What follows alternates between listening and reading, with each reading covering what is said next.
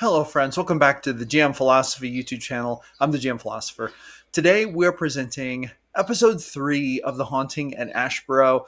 This was the very first VTT TTRPG D&D game I ever ran. If you would like to run this module in your group, you can purchase it in the description. I have a hardcover, softcover, or ebook option available. And if you join my Ko-Fi support community, you can actually download the ebook for free. Just a quick note about GM Philosophy. Our goal here at GM Philosophy is to empower game masters to run better games. That's our whole goal, helping game masters to accomplish this. And the best ways to continue this journey are to hit that thumbs up button, smash that subscribe button, and join our Discord community. Link is in the description. And I actually have a relatively new ebook that I would love to give to you. This is a 7-page ebook titled Mastering the Game, 10 Essential GM Tips. These are basically my top 10 GM tips that will help you go from zero to hero, really increasing the quality of your games literally overnight. You can get this book for free when you join my emailing list. Link is in the description. Join the email list, and in the first email, you'll get a download link. Download this book, read it. You can apply these tips immediately to your games to really level up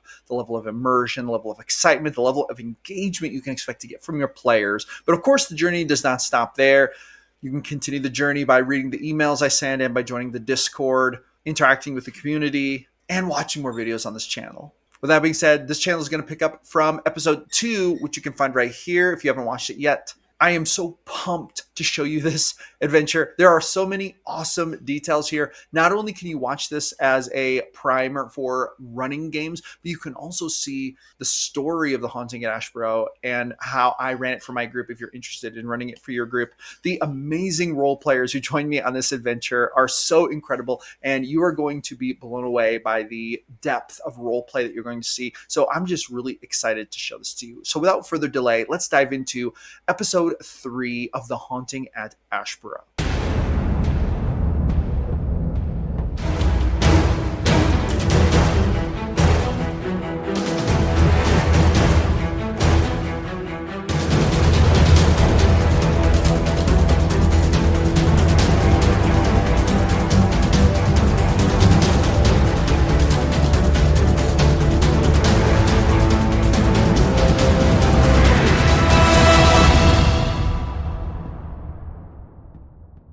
Hello, kiddo. Recording in progress. All right. Quick session recap from last time. Basically, you guys left off at the Whispering Willow Inn and Tavern. You had just been approached. Basically, Peter, your brother Samuel, had just teleported in and walked in and looked at you with a mischievous grin. He's wearing a red cloak and blue leather pants, and he was looking very fancy and very mischievous as usual. And as soon as he introduced himself, we cut from the scene, and that is where we're going to jump right back in. So to just jump right back in, I would like everyone to roll percentiles for me. Oh shit. Okay. Nice. Percentiles. A D100, right? Yeah, D100. Yeah. Oh, okay. 15. And they got an 84. Awesome.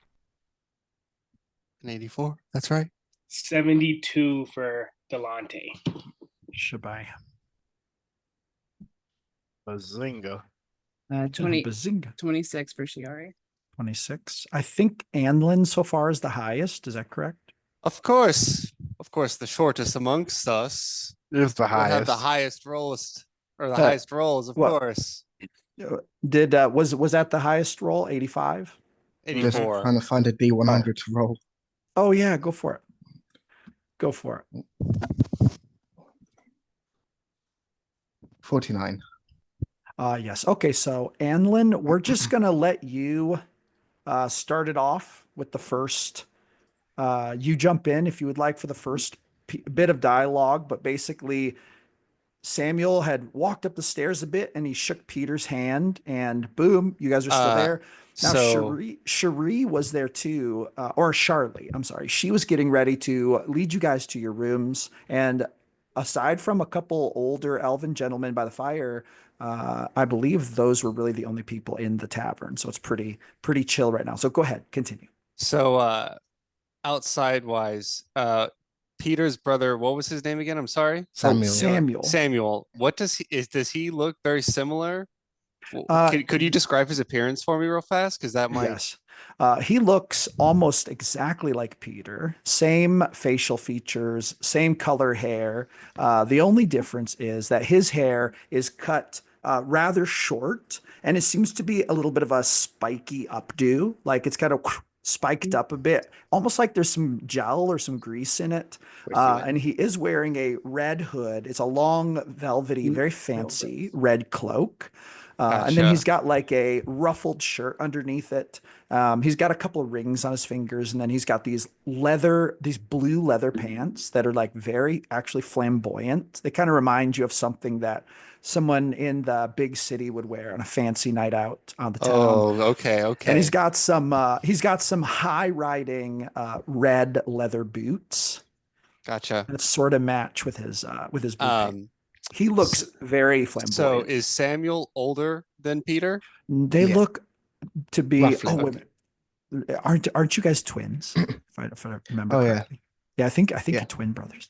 They look very much the okay, same. okay. Well, So 1 second he's older. Well, not 1 he's second. he's gonna so Anlin, he's gonna walk up, he's gonna look to Delante and be like, I've quite a bit of experience with these older brothers. Let me handle this. And he's gonna strut straight up to Samuel Okay. and be like, Adlin Stoutblood, pleasure to meet your acquaintance. Samuel's going to kind of turn around, look down at you, and he's going to say, I'm pleased to meet you, Samuel Octavian. He reaches out a hand. He's like, a dwarf. He says, Peter, you're traveling with dwarves now? I thought dwarves made better farmers and adventurers. Why? Same Samuel we as make always. excellent farmers, but phenomenal adventurers. You need just wait, and you will see. He's But like, charming, charming. I can see with And these then boots, you then he have just no kind of idea what it turns, even he takes like, to be on a farm. he like turns away from you before you even stop talking, as if he's like done with the conversation. Now, listen, just because you have this older brother syndrome, you think you can just rule everyone else around you. Well, are you here to bother Samuel? Samuel, He's gonna and kind of turn back around and he's like, fascinating. Peter, what are you doing? Why are you with these people? Do you know what lengths I went to find you? Do you know what lengths I Oh, went clearly to? not. He says, do you know how much I had to bribe old Uncle Floyd to help me find you? That was college money, Peter. College money. Oh, poor He's like- Samuel having to leave the city. Says, now- Oh, Introduce me to your friends immediately. I don't like to stand around unannounced. Well, if you're going to be a bit nicer to them, we've got Kira over here. Is a very charming young lady, and she's got 10 times the manners you do. And then we got Anlin, who you were being very rude to. And Yes, the farmer.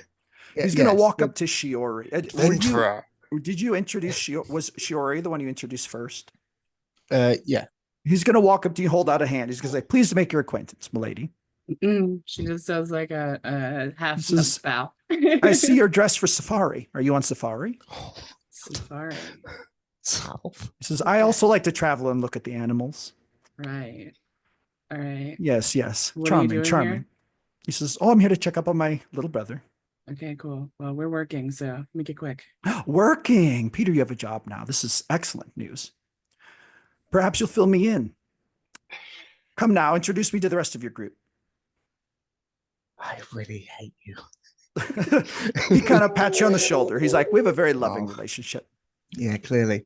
The got- Delante is actually going to step in and kind of put his arm please do. around Peter and just be like, Peter, my good lad. I see a man who knows how to dress yet has no common sense about who he's talking to. He kind of looks at you and he's like, a bold one you are. He's going to say, Samuel. He's going to hold out a hand as if to introduce himself. Delante Dark Shadow. And I'll shake his hand. I think I like you. And how about, oh my goodness. He looks at Selvig. And then he looks up at Selvig. Selvig is so much taller than him. He's like, Now you are a true force of nature. Good sir, what is your name? Velvik. He's going to bow. He's like, and you are the one I do not want a bear hug from. I could actually give you one. And he's like, oh, no, thank you. No, thank you. Please do not let me interrupt you. Peter, go about your business. I will simply accompany you. And I'm technically on holiday. I have a 3-day holiday from school right now. Yes, you did not tell your friends. I'm currently attending university. It's not that big of a deal. I am a full-time student. Peter here decided to go adventuring rather than attend studies with me, but that's okay. Peter has always been a little different, haven't you, Peter? In better ways. That's a matter of opinion, isn't it? All right. So- Continue, please. for Do not fact. let me interrupt you. You just said. Now, go ahead. Continue. Sylvie walks over to Peter and goes, "Do we have room for tourists?" No. Well, Seems like a unpleasant fellow, if I must say. More like baggage. Samuel, it seems you've checked in on your brother. He seems to be fine and quite annoyed with you. Off you go. He says, oh, nonsense. I will accompany you and I will find out the nature of your business and help my brother. I am on holiday. This is what I've decided to do with it. I will, however, find my way to the tavern, order myself a drink. I can see that you are, he looks up the stairs. He says, checking in or checking out? Kind of looks at you, Peter. In. He says, then my timing is impeccable. I will go get a drink. We will reconvene at the bar at your leisure. Bravo. And then he just kind of trots down the stairs and up to the tavern bar away from you guys. So as soon as he walks out of earshot and be like, so we're not going to the bar, right? At least not this one. Yeah. Is he going to this bar or is he going to a Yeah. different tavern? No, this is the only tavern in town. So he, Okay, so he yeah, walks he like 5 just feet trots away. down to this way. Well, he's like, it's probably like 15-ish feet away and he's pretty loud. He walks up and shouts and the barkeep walks up. You know. But Charlie, who is still standing on the stairs with you guys, kind of says, oh, we didn't know you had another person with you. We did not reserve a room for We him. don't. We don't. Oh, Molly. That's oh, cool. oh, I thought maybe we didn't reserve. Well, He's actually gonna cover our tab and stuff. Yeah. That's okay. That's oh, what I was just about to say. He's our patron. Quite Yeah. generous. Mhm. oh, No well, big chuckles. this is good to know. Anyway, so then she's going to say, would you like me to go ahead and show you to your rooms? Definitely. Please. Please. Please. So she turns around and walks up the stairs. Now, I do have an image of Charlie I can share. I think I shared it before in the chat, but anyway, so she walks up the stairs, and as she walks up there, she's going to say, so I've heard that you've already made a little bit of headway on the investigation. She says, I did ask you about it a little bit earlier, but I kind of wanted to ask you if you think that you're going to be able to solve it, the haunting and all the stuff going along with it. Let me assure you, darling, there are no one better suited for the task than those who stand before you. She's going to say, that's good. That's good. And then she's going to reach the first room. Now, when she gets to the first room, she pulls out the key and she kind of holds it up. Now, there are 4 rooms. It's like one hallway and there's 2 doors on each side. And she holds up the key to the first room and she's like, who's going to take this room? I'll take it. So she hands it to you. So you have the key to door number 1. And then she's going to pull out all 3 of the other keys. She like pulls them out of her apron and holds them up. And she kind of says, okay, who would like the rest of these keys? So Delante, you get key number 2. Who wants key number 3? I'll take key number 3. Oh, it don't matter. Oh, Me or either one. Selvig. She kind of pauses awkwardly. And then we'll take it. Okay. Anlin takes it. And then we have key number 4. I'll take the last room in the corridor. Oh, okay. You So, can stay with me if you don't have a room. so she gives you, she's like, yes, I am afraid we only have 4 rooms. Now I'm just going to make a note here of who got which keys. Shiori is in room number 1. We have Delante in number 2. And we have Anlin in 3. And we have Peter in 4. Very good. Where you actually sleep doesn't really matter, but now I know who has the keys, just in case. Okay, so now she gives you the keys, and then she basically says, she says, just feel free to head on into the rooms. I'll let you get comfortable. I'll bring up some fresh water here in just a little bit. And if you need anything else, just let me know. She kind of smiles. Thank you so much. You see that she smiles at Delante. She smiles at you quite broadly, and she's like, and just let me know when you're ready for dinner, and I'll bring up something really tasty. Unless you prefer to have dinner down in the tavern, of course. Well, I'll talk to my companions and we'll see how it goes, darling. I appreciate you. Thank you. She's like, all right, sounds good. She kind of walks out, and she kind of like touches your shoulder as she walks by, and goes back. I give him a little like elbow in the ribs when she goes by. to Delante. Shiori, that elbow is still as fierce as ever, I see. Well, it's a playful one. Could have been a deadly one. I would You hate could to have. be on the side of the deadlies. You have forgotten? I must have hit you pretty hard. So should we all regroup or group up in just one room and have like a debriefing or like a catch up of what we gotta do next? Yes. A Yes. discussion of next steps for sure. Yeah. Which room would you like to enter? You can use Anlin's mine gonna if you follow want. Delante into his room. So going into room number 2, you open the door and you see a small but nicely furnished inn, kind of like typical inn room. There's a bed, comfortable, decent sized, adorned with clean linens and a thick handcrafted quilt. You see a small wooden nightstand with an oil lamp. There's a writing desk and a chair made of polished oak. There's also a wardrobe in the corner where you could store personal belongings. The walls are adorned with simple paintings depicting serene forest scenes of local wildlife, adding a touch of homeliness. The room has a window facing outside, offering a view of the village. And the tranquil forest beyond that. It's also fitted with wooden shutters and light curtains, so you could close it if you wish. The floors are made of smooth wood, and there's a rug near the bed, kind of a big like bearskin rug. There's also a ceramic basin and pitcher for washing and a small mirror hung above the wash stand. So that's kind of just a basic kind of outlook of the rooms. So anyway, continue. Is there a windowsill by the window? Yeah, well, there's a windowsill in the sense that if you like open the window, there is a sill there, so you could totally. If the okay. window's closed, there's not much of a sill, but there is one if you open it. Gotcha. Anlin's gonna walk up to the window, open up the shutters, and he's gonna kind of like get into the window and like sit on the edge and kick off his boots, and he's gonna open up his little pouch with the worm, set him next to him so they can get a little sunlight, and he's gonna take some out of his water skin and he's gonna water the soil just a little bit. Very good, very good.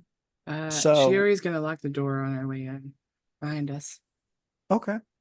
Peter, you said both of you came out of the same mother? I don't think Peter heard you. Yeah, I enjoy the quiet, but damn. Yeah, I I don't was think. just lost in thought with well, you saw what he's like. What's the story there? Why would he just randomly drop in, Peter? I don't know. It's too convenient, I think. I Yeah, mean, he he's just got a places habit a, of showing up where you don't want him, but still. Do you he just think places a he's large hand on your shoulder and is like, "You're good. You're quiet." do you think he's gonna potentially be a hindrance? Probably at some point, yeah. Great. Hey, Mm. Anlin, my Peter, last hindrance now. if I have to stab your brother, I'm sorry now. I can Okay. always give him that bear hug if you want. Don't ask for permission, ask for forgiveness. I will give it quickly. That's why I like you best. Having done these sort of jobs before in state and ends, I would like to investigate the room and check for like any kind of traps or magical shit or Yeah, whatever. Yeah. go ahead and roll an investigate check. Hey, Shoot, Peter, I'm gonna Hmm? private message you on Discord a Okay. couple pieces of information about your brother. Still being somewhat new to the job as Shiori, as Anlin notices Shiori come in and start like investigating the room. Anlin's gonna be like, oh shoot. And he's gonna like just kind of like start looking around him as if he's pretending or like, as if he's also checking, but not seriously checking for traps. Okay. Delonte is like nonchalantly he like places his sword down, takes off like his fur cape that he has on. He's getting like settled in, like not even really caring to check for traps. What was your investigate check, Shiori? I got an 11. So if you look around the room a bit, you're looking at all the typical places you would expect, giving it a pretty good, I'm assuming you're giving it a good once over, taking your time. And how much time would you say you're spending on the search? Are you willing to invest in it? Well, I got an 11, so I would say probably pretty quick, like 5 minutes or so. So, a quick check around reveals no reason to believe that there's anything, as it shouldn't be. No traps, no hidden things, no magical spy devices. Sylvie just kind of stands No in the mimics corner as far as you and can tell. watches. The wardrobe didn't bite your hand off, so That's good. yeah. Um, Did someone else roll to check, Anlin? I think you did, didn't you? Oh no, so he was just being a little self-conscious that he is coming in being on nonchalant, then seeing Shiori, the professional that she is, come in and start checking, he would have been like, oh, maybe I should check this windowsill for traps. And he was just kind of like, Okay. But not So really. now being by the windowsill, you're actually the window is facing out into it's basically facing out a little bit south. And so the Whispering Willow Inn and Tavern is a bit north of the church. So if you look out this window, you can kind of see the main street that goes down toward the church. But you see that across the street, there are actually two individuals who look a little bit suspicious to you. They are dressed kind of similarly to how Elrise Mayel was dressed, kind of that edgy emo elf kind of look. And you just notice Teenagers. yeah, well, teenagers is a kind of a weird term because they do seem to be elves. So it's like Sure, yeah. for them, they might look like teenagers but be 200 years old. that was actually a question I was going to ask about yeah, that. yeah. So, but that does seem to be about the age, maybe 100 to 200-ish. So young, I guess, in elven scale. But you see now directly Ruffians. across the road from you, there is basically like a forest. And they're just kind of hanging out at the edge of the forest at the other side. But you do see that they're hanging out and they are kind of looking up at your window. And you see that when you see them, they kind of look away and like are talking to each other. Roll an insight check. All right. Ooh, I got a big old 4. Nothing to see here. They're just having a conversation probably. You don't see anything suspicious. Yeah, all right. Okay, so continue. I was gonna say, I guess Anlin, would have just pointed out and been like, "Hey, look, more of her name was Elrise Mayel. Yeah. More Elrise wannabes," as he just kind of like At that, I go mentions over over words. look out the window. Go ahead and roll an insight check when you look at them. They're very plain to see. You can see them right across the road, dressed very similarly to her. One is a man and one's a woman. Nat 20 for 24. Nat 20. So you look at Spicy. them and you see that they're like looking up at you and then they kind of look away. You can instantly tell they're watching your room and they're trying not to look like they're watching your room, but they're doing a pretty poor job of it. Yeah, They're certainly being not watched. expert covert ops, that's for sure. Okay. But anyway, so they're just hanging out the edge of the wood, and you see one of them kind of pull out a pipe and light it up, and they just seem to be talking. Every once in a while, they glance up. Otherwise, they don't do anything. We're being watched. That makes a lot of sense. The entire village has kind of got its eyes on us right now. Yeah, Monty's he just moves over to the corner and just kind of stands there like, yeah, I don't know Your what to character is do. pretty tall, so in the corner of the room, the room kind of it kind of like it there's the part of the room closest to the hallway is like that ceiling's taller because the rafters kind of go up like this the hallway goes through the middle. So if you go to the corner nearer the door, there's enough room for you. But if you stand at the opposite end, you kind of have to hunch over because it's not 7 foot tall because your character is so tall. Probably no stranger to Kinda- that sort of thing. Delante's kind of like Uh, again nonchalantly lying on the bed, just like, all right, so based on what we know, something's going on in the church.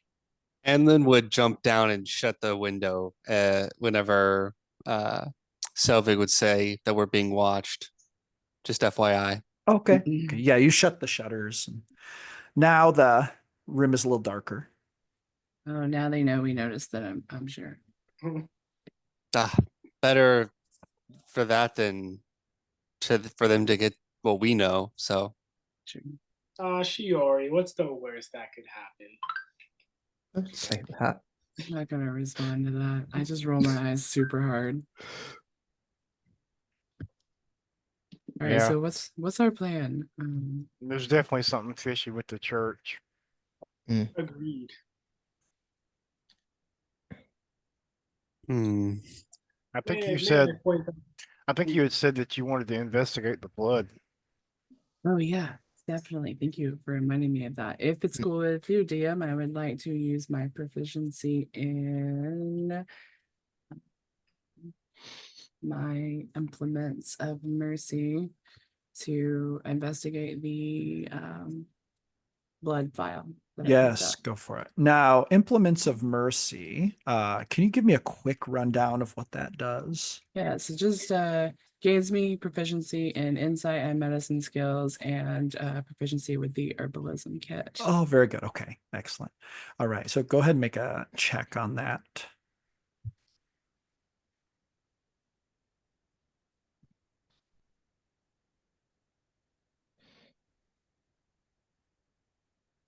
Oh, 19.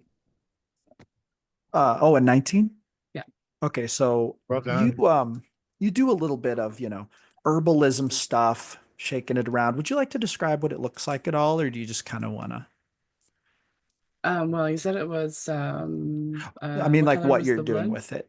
Oh, it was very black, very much black, and it's very unstable. It's like kind of like bubbling in the container, and if you uncork it, it starts to kind of like almost like boil out. It Okay. acts as if at room temperature it is boiling. And then when you put the cork on, none of it escapes. It just kind of sits there and boils a little bit. But I was just wondering if you want to kind of like give us flavor explanation for whatever experiments you're Yeah, doing, or you just want sure. to, Yeah, I yeah, go can for it. uncork it and quickly take a couple of drops from like a little dropper and then cork it back and then put some in like a little petri dish and be doing a little science project there. And Gotcha. Okay. looking really inquisitive the whole time. No one knows what I'm doing but me, but it looks smart. I just Very kind of nice. watch. Okay, so uh, the first thing that you realize is that you wouldn't want to apply this to any of your skin or anything. This would be a very toxic substance to you guys. Not like in a sense of like, oh, you touch it, it's going to burn you. Just like you wouldn't want to drink it. Definitely wouldn't want to get it in a cut if possible. As a general rule, the blood of abyssal creatures does not bode well for you mortals of the material plane. With that being said, there are a couple uses that you could find for it. Now, it's not going to act very medicinal for you, though it could be used to create a medicinal tincture, possibly, if you found some other compatible herbs for an abyssal creature, especially a demonic creature.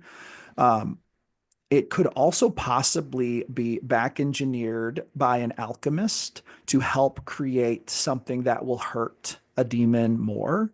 So these are kind of the two main uses you'd have for it.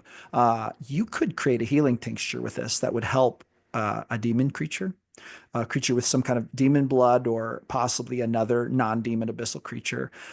You would need the help of an alchemist and an alchemist kit, though, to unless you have those things. You actually might have those things. I'm not sure, but you would need an alchemist check to then try to create something that you could, for example, maybe coat your weapons with to try to deal a little bit of extra damage. Because having access to this gives you sort of like a the abyss is so different from the material plane, and the living creatures in the abyss are so different from those on the material plane that there's a lot of there's not a lot of chemical crossover. So when you get a substance like this, you could possibly replicate it and turn it into something that would be a bane to a creature from that place in ways that substances from your world would just probably, it'd be much more difficult to find. So that's what your result would yield, those two pieces of information. And does the liquid evaporate after I took it out? So when you take it out and you do a little bit of, are you mixing it with other things? Probably at least a drop or two, like to get reactions out of it. So you notice that you mix it with a couple things that actually kind of solidify it and keep it from evaporating and reacting. Like, for example, you know that if you move in the direction of like a healing tincture, like you would use, like you're very familiar, I assume, with making healing tinctures. If you kind of move in that direction, you are able to stabilize it quite easily. But you notice that if you kind of just experiment with other random things, you kind of get random results. Sometimes it does dissolve, sometimes it doesn't. Perhaps if you spent a little bit more time experimenting, you do realize there's probably a lot about this you don't know. A bit more experimentation might yield deeper results. But anyway, that's what you learn at this point. Okay, for the sake of brevity, I share all that knowledge with everyone else. Well, I have more if you need to experiment, sure. Sure, if y'all are okay with it, I'll just keep all of it together and try and find a way to turn this into something good for us. Something Actually, useful. just like pick it up and like toss it a while. Oh shit. Does anyone here have proficiency in alchemy? Not I. Like proficiency with alchemist tools? Just a I don't herbalism believe kit. so. Herbalism here. That's it. Okay. Um, do those of you who have Arcana, if you're proficient in Arcana, you could make an Arcana check. I actually am proficient in alchemist tools. Oh, are you also proficient in Arcana? I am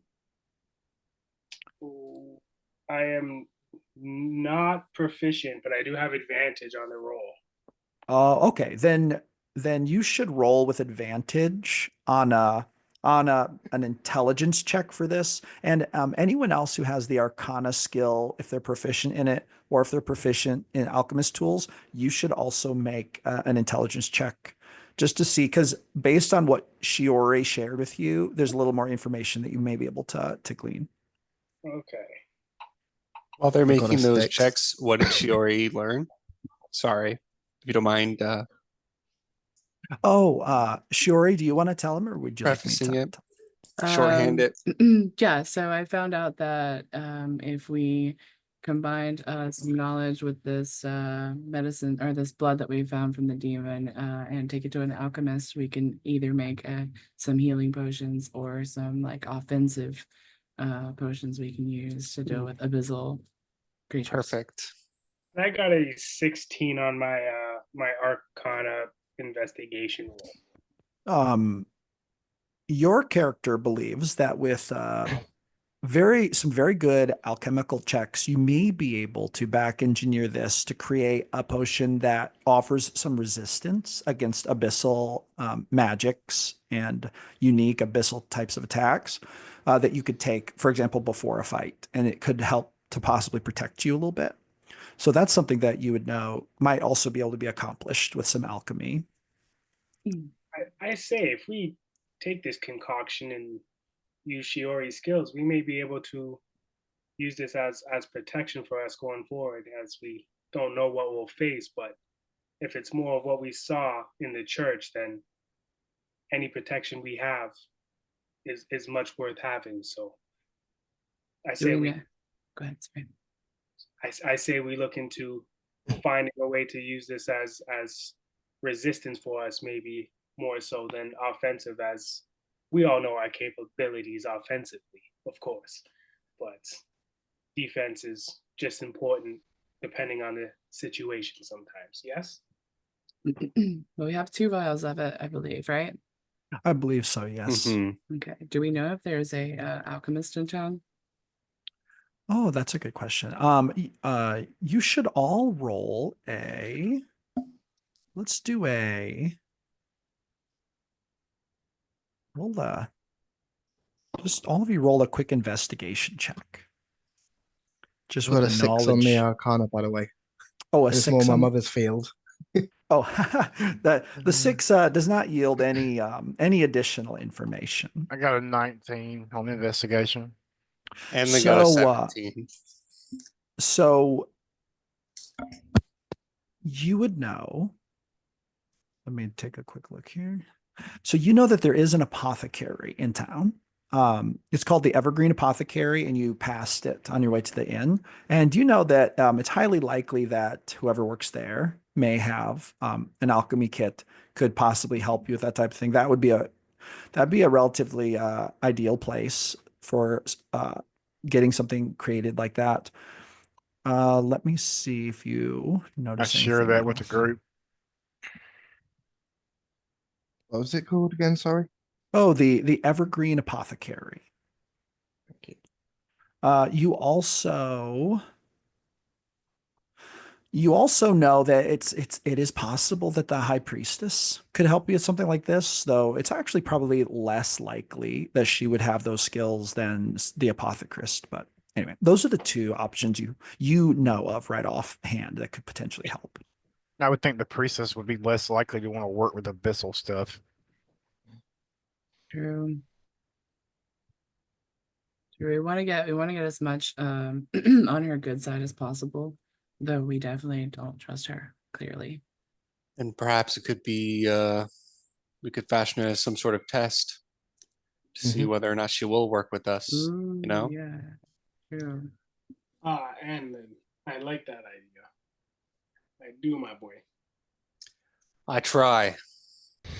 He's gonna kind of perk up. Did And you you have other places you wanted to check out, Shory? I did want to go to the library or whatever it was, that the study, is that what it was? Yes, Yeah. there is a the clergy living quarters and study. Is that what you mean? Yeah, I was told by our assistant dude, I can't remember his name, that it would be safe, or it would be okay for me to go there. Yes. I'm gonna share this little map I wonder here. how he's doing on stealing our holy water. Creating our holy water or distilling our holy water. So yeah, there's acquiring the holy water, there's checking the library. The town protector guy, I was thinking one of you with like a military background, I think Selvig, might be able to connect with him a little better. See if he has information for us, because I did notice that he was particularly defensive when we talked to him about things. Maybe you could relate to him and get a little more information out of him. I could try. The town seems to be split. Like, some people are like, there's more to this than you all know. There's more to it than a religious thing, like, or a spiritual thing. So I think we should poke every direction and see what kind of information we can get, so we make the right choice in the long run. Well, they say when you're hunting rabbits, you're supposed to hit every bush. Well, I like hitting stuff. I like to watch you hit stuff. Hell yeah.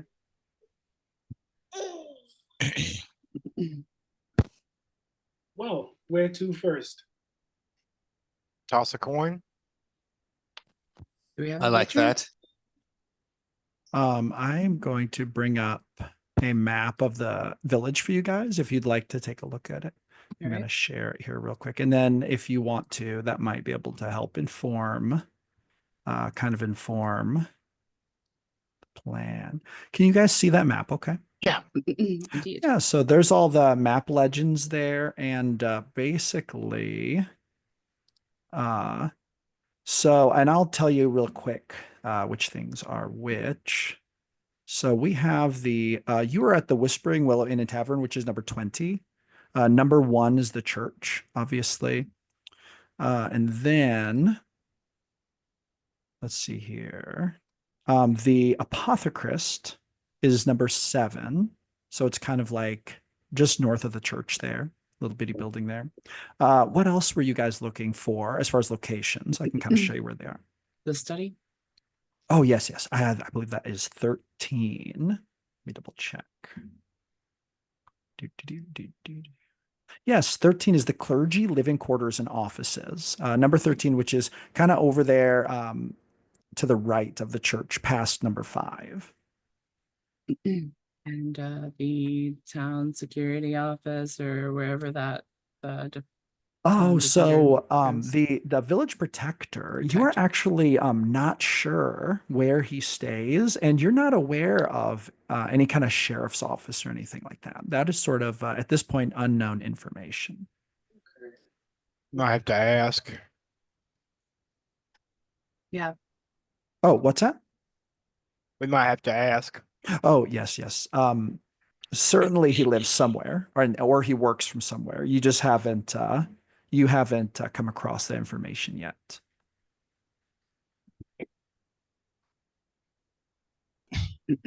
So you said building 7 was the alchemist or the Yes, yes, yes. The Evergreen. You walked past it going to the inn. It is the Evergreen Apothecary. okay. And we're at 20, correct? So Yes, yes. where would the two the two like elves in dark clothing be watching us from specifically? Oh, so if you look at 20 and then you kind of look down into the courtyard there and then across the street where those trees are, basically kind of like slightly downward and to the right, they were over in that line of trees, or they were the last time you saw them. Okay. All right. Well, we've gone through a little bit of a Were we supposed to meet Ellery's somewhere? Because we'd spoken to her. Peter was actually the last one to speak to her. They had a private meeting out on the like out front, Oh, and that's right. yeah, yeah. For some reason, I thought we had like a meeting with her at Did you another share time. that information? Yeah, yeah. Yeah. Said that she's probably not on our side, but she's probably needs our help with something. She definitely seems just as spooked as us. Well, Yeah. We should probably meet with her too as well. I Mhm, agree. Yeah, we need to figure out why they're being so cagey and fishy. mhm. I think maybe after all the other ones are exhausted, we could find out where the that pyre window was made, or yeah, window That sounds good to or Anlin. purchased from. Like my current theory about those that gang that we're dealing with is that they are directly involved with the haunting in some way beyond like causing it, but possibly like I'm not really sure exactly what I'm trying to say, but I feel like there are two factions that are going on, and I think they may be in charge of these attacks on the church. quarter of it. They As may a- be descendants of the lady who was murdered, the child that was murdered, or something like that. Yeah. Intriguing indeed. It's just a theory, I though. I don't know. I feel like this whole, don't get me wrong, what happened was horrendous and tragic, but it all just seems too convenient. I feel like something bigger, deeper is at play, and they're just using that event as cover. Maybe scapegoating it to kind of Mm. draw me, perhaps what happened, but then the whatever's going on, the hauntings, they're just kind of existing to do something to something or someone. I don't know yet, but they're just taking advantage of what was happening. So the people that are actually, trying to commemorate a tragic event are kind of miffed about it now that it's getting all this hate and ire towards from the community or whatever. But I don't know. My thoughts are quite scrambled at the moment. Mm. DM, what time of the day is it?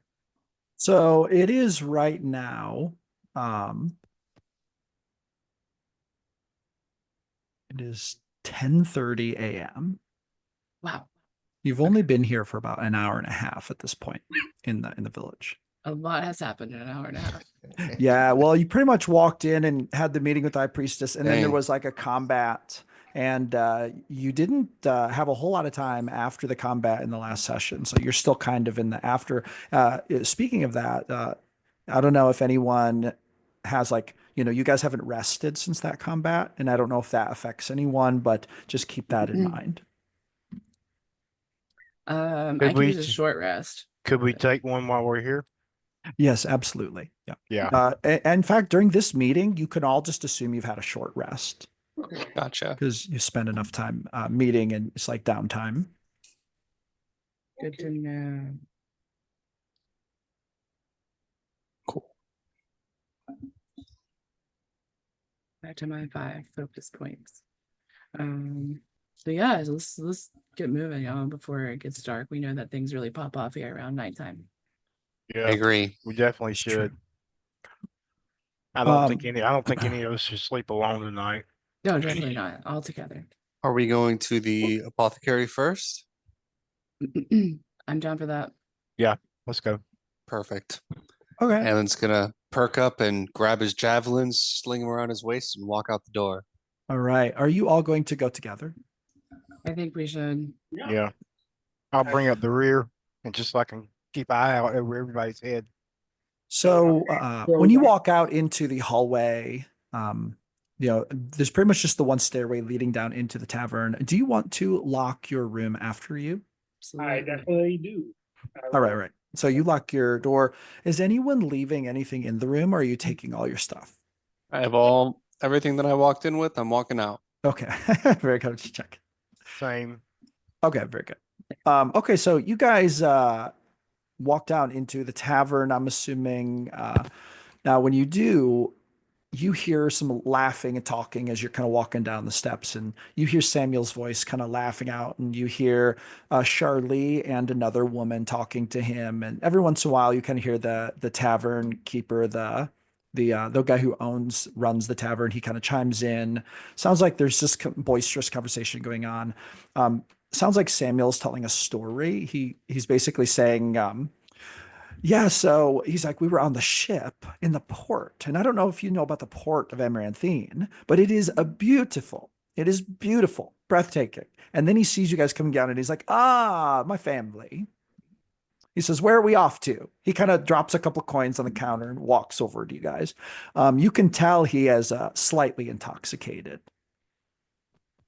We're going hunting in the forest, Samuel. You should scout out ahead of us, and we'll meet you out there. He says, I'm not much of a scout. He kind of pats you on the back. He's like, but I'll tell you what. He says, I will follow along. I'll take up the rear. We already have an anchor. Thank you, though. And I'm gonna kind of motion to Selvig as I say that. He says, this one certainly looks like it could be an anchor. Kind of looks up again. Every time he looks at Selvig, you kind of see he's like a little leery of him, almost like maybe big people scare him or something.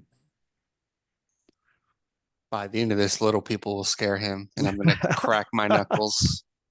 Now, as you guys are getting ready to leave, you do see that there's another woman at the bar that you did not see before, and I'm gonna show you a quick image. But Charlie is at the bar and she basically waves and she says, "Hey, you all ready to eat your lunch? Lunch is about to be served." I think we are, darling. Thank you. She's going to say, "Would you like to have a seat and we'll bring it out to you?" She's like, "Or are you a little too busy for that?" I think we're a little busy. We can We'll take take it to go, most definitely, though. Can you put it in some boxes for us? She's like, "Oh, absolutely." She kind of bounces off into the back and So Selvig leans over to Shiori and says, "For some reason, I don't trust the food here." Maybe we should check it. my sense of smell is impeccable. Let me give it a whiff before we consume it, shall we? This feels familiar. here guys, I'm dropping that picture of that girl I told you about in the it's easier to drop it in the Discord chat. I just dropped it in there. But that's the other girl working at the tavern. You see that she is she looks when she looks at you guys, she looks a little bit leery and she has a big scar on her face. It's pretty pronounced. Pretty easy to see. Like almost like it was done with a weapon or something, but she just kind of looks at you guys and she gives you a light smile and then just continues to help Cherie box up your food basically. She doesn't introduce herself or anything. But anyway, Cherie boxes all of your food quite efficiently, and then she just kind of puts it all in this big, like basically burlap sack. And the way she packages it is there's just basically these little like these paper-like containers, and she just like puts the food in there, and then she puts it in the burlap sack, and then she hands it out, holds it out to you guys. I mean, it kind of looks like a big takeout bag, and then basically just, are you going to take it, Delante? Okay, she hands it to you. And then she's like, "I slipped some wine in there too." She gives you a wink. I wink back. Thank you. I'm gonna go over to Peter's Most brother. important part of the meal, darling. Okay, Yes. okay. I'm gonna go over to Peter's brother and just kind of stand over him and say, "You might be a little bit safer if you stayed here." He's gonna say, now that is he says, "That's a foreboding thing to say. Excuse me, big fella, you're breathing on me." Kind of scoots away like I'm another trying to intimidate him. roll an intimidation check. 18. Okay, so he's gonna kind of gulp and he's gonna say, he says, um, I'll be frank, big fellow. Kind of looks up at you. He's like, "I'm getting the feeling that you're disinviting me from your outing. Am I picking up the message?" Just worried for your safety. We are here on serious business. He's going to kind of nod his head and he says, "Well, I believe I shall take up the guard here and post up at the tavern, and I will await your return." Sounds like a plan. Sounds like a smart idea. Smartest thing you said since you've arrived, Samuel. He's going to say, farmers, you got to love them. Adventurer, Samuel. Adventurer. He's going to say, "If you say so, good chap. If you say so." And then he's going to say, "Peter," he kind of points, "don't do anything I wouldn't do." Then he winks at you. Would I And do then anything? I whisper to Peter, like put in real work, perhaps. Whoa.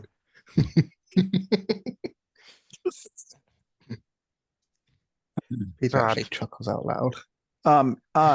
You should all roll an insight check real quick. And what you're looking for is a DC 14 or better. 22. And then got a 20. 14 Oh, on the D20. dot. Yeah, Only 14. a 10.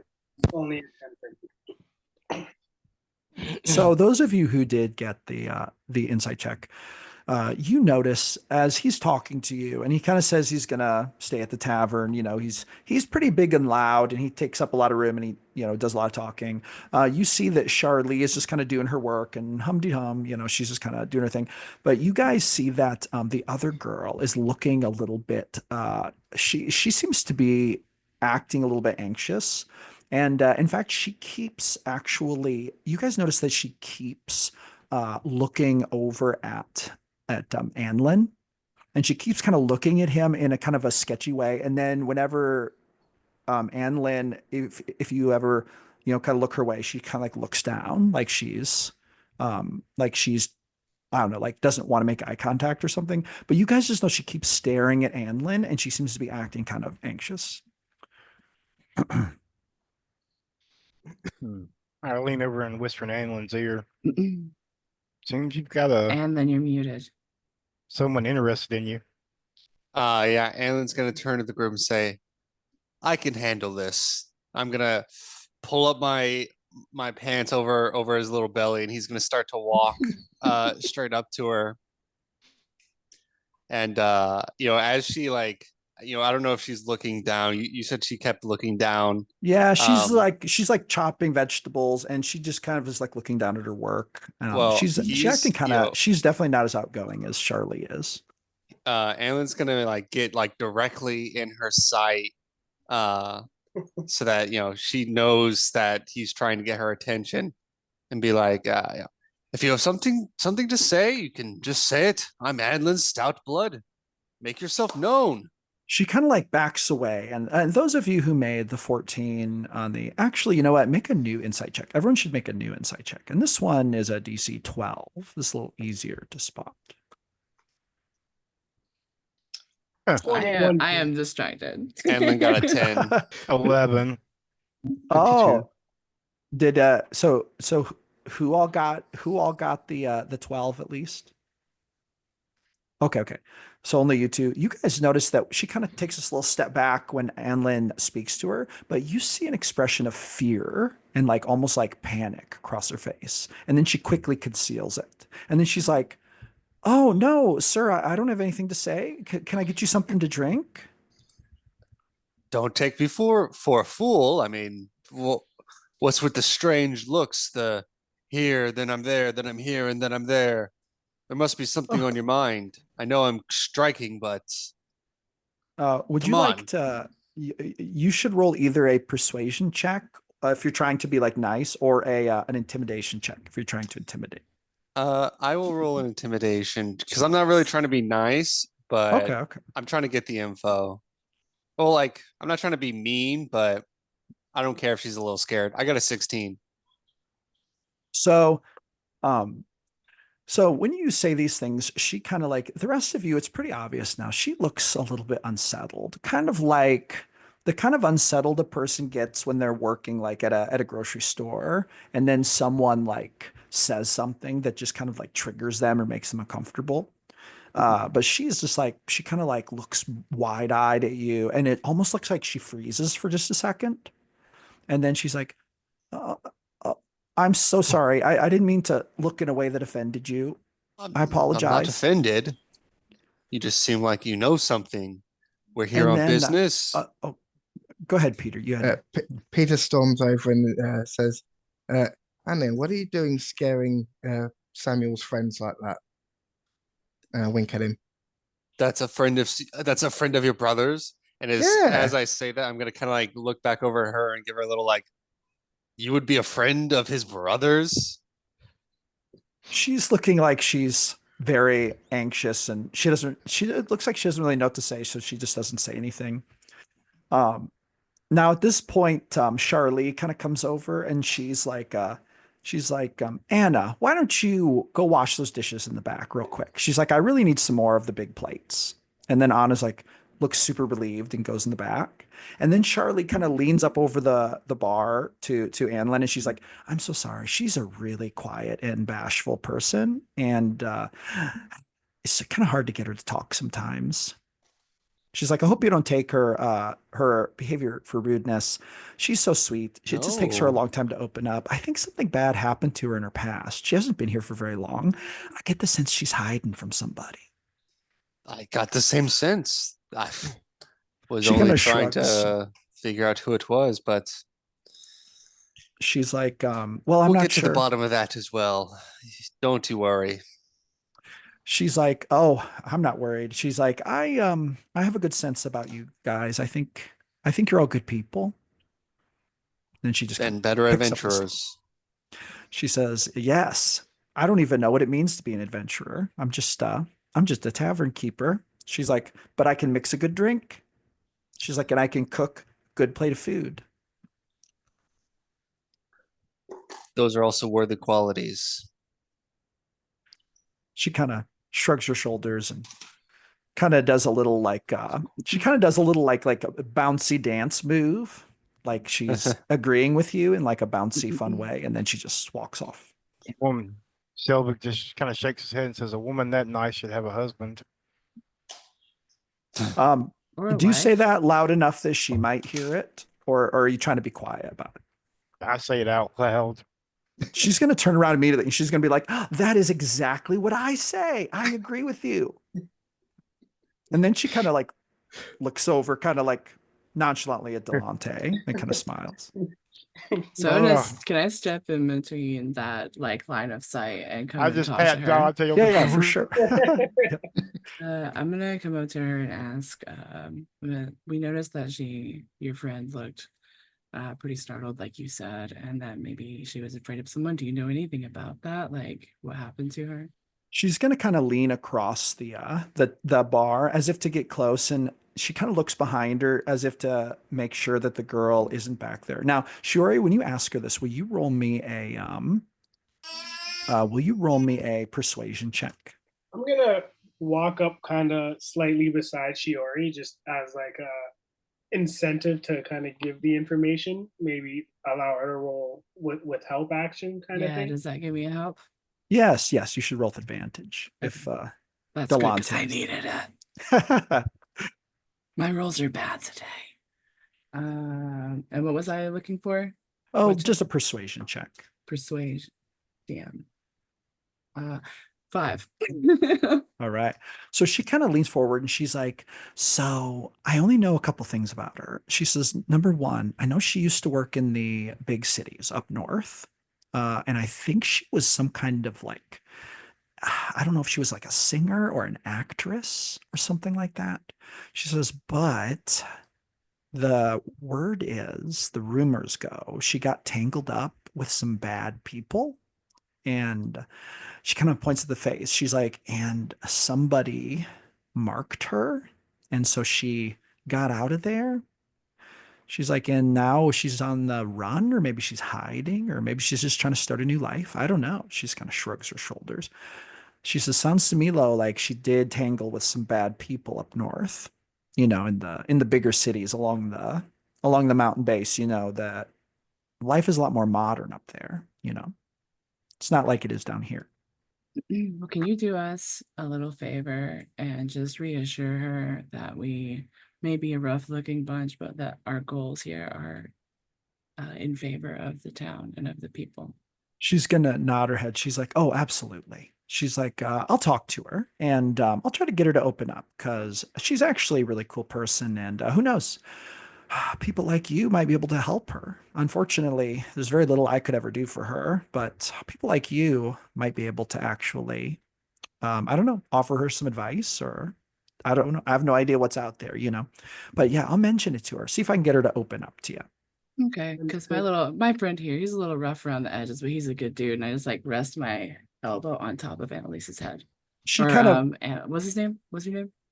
Anlin. Anlin. Anlin, yeah, Anlin. she makes like this fun like hand flick motion. She's like, "Oh, I know he's a good guy." She's like, "Hardly met a dwarf that wasn't." And she kind of gives you like a flirty hip bop. Anlin's just gonna chuckle and just kind of blush a little bit. And as Shiora like puts her arm on his head, he's gonna stand up really tall and very firm, giving her a nice base to lean on. Nice. Yes, very good. So anyway, Charlie says, she says, "Well," she says, "try not to stay away for too long." She says, "Dinner time is usually served right before sundown. So," she says, "tonight it's mutton, venison, carrots, potatoes, and we've got some special herbs and spices. Shipment just came in." She's like, "Get ready to eat like you're living up north." We'll take 8. She says, "I'll have it ready for you." She says, "Hey, with the church paying," We'll take 16. If that's she's the like, case. she points at Selvig and says, "I'm sure he eats at least as much as 2 people my size." I may be small, but I 3. can definitely put down a few meals. Let me tell you. She says, "Oh, I believe it." Don't forget to throw a little extra veggies in there for me. I got to work up an appetite, She but points. She's like, of course. Yeah, let's do that. All right, so let's get out of here and go do some stuff. All right. Samuel just kind of raises his mug and he's like, I shall guard the tavern with my life. I'm sure you will. And then he takes a big old swig of his. let's hope ale. it doesn't come to that. His name's Samuel. Yeah, Samuel, Peter's brother. Okay, so I tell him maybe make some friends, get some info for us. You know, He says, learn make about friends. the place. He says, every room I walk into is full of my friends. Everyone Well, likes good. me. That means having friends is insightful. Find us some information. You want to help out, right? He says, information? Psh, it's easy for me. I'll find Good. you all kinds of information. Good. Thank you. Bye. So anyway, are you guys gonna all head out? Go to Yep. the where'd you want to go? To the apothecrist? Yeah. Yes. the Yeah. apothecary. So you guys walk outside, and as soon as you walk outside, roll me a perception check. I was gonna ask if I could do that anyway. Oh, okay, gotcha. Oh, nat 20. Oh, so you see immediately that those two elves are still watching you from across the street. They're trying to look like they're not, but they're not super sneaky about it. And they I got mean- a 16.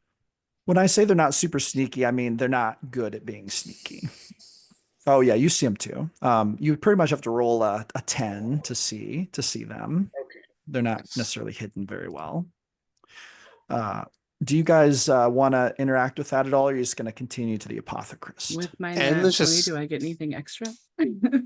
No, they're just kind of watching. Although I will tell you, actually, with a 20 and you're this close, I can tell you a little bit more about them. Let me. As Delonte grab- actually walks over. Or are you Not- going to walk over to him? I'm definitely going to walk over. Okay. Here, let me tell you a little bit more. You can get a better sense of like how they're dressed and what they're carrying, actually. Let me see here. Okay. Tracking down my notes. All right. So these two elves, there's a boy, or I should say a man. He's young man elf, between 100 and 200.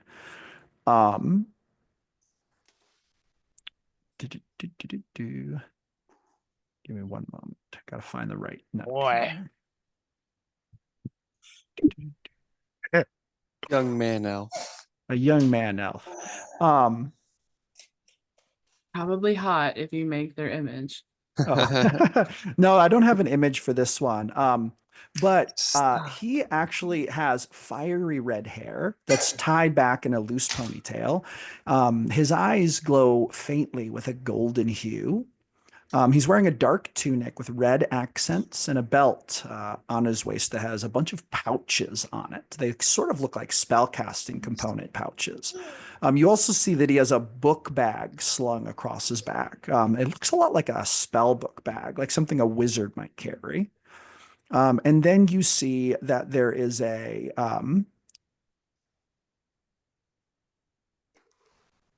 one moment, make sure this is the right one. Yes. The other elf is strong looking with short braided brown hair and striking amber eyes.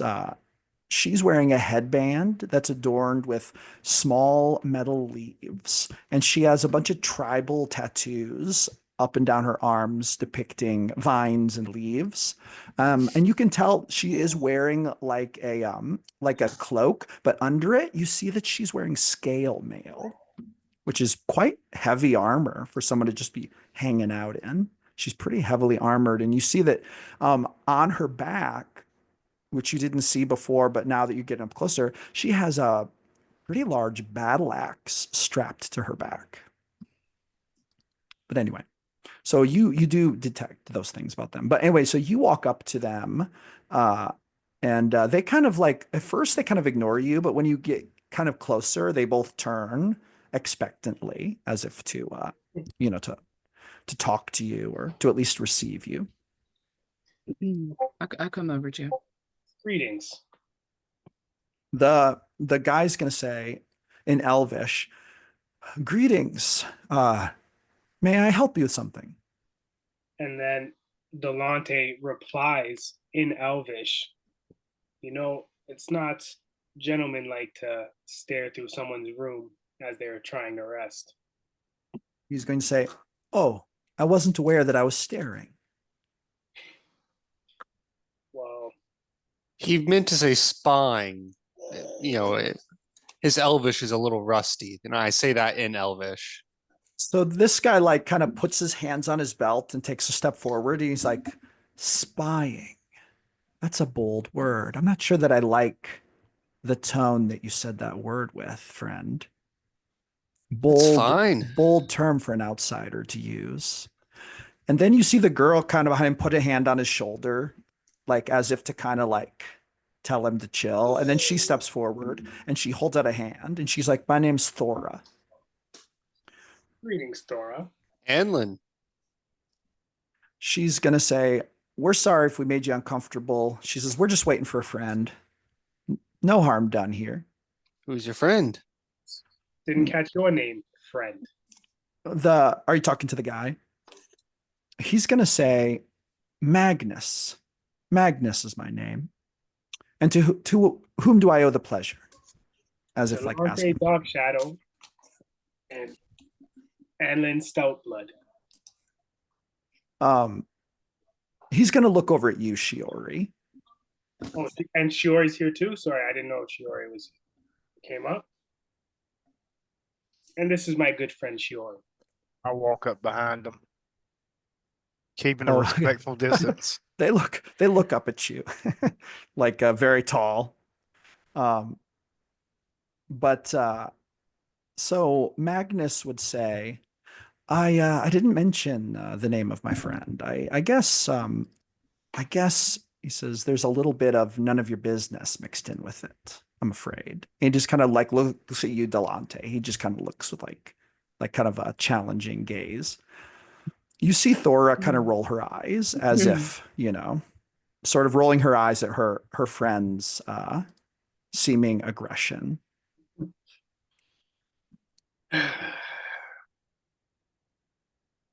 Delante just takes like a deep breath and fair enough, friend. Fair enough.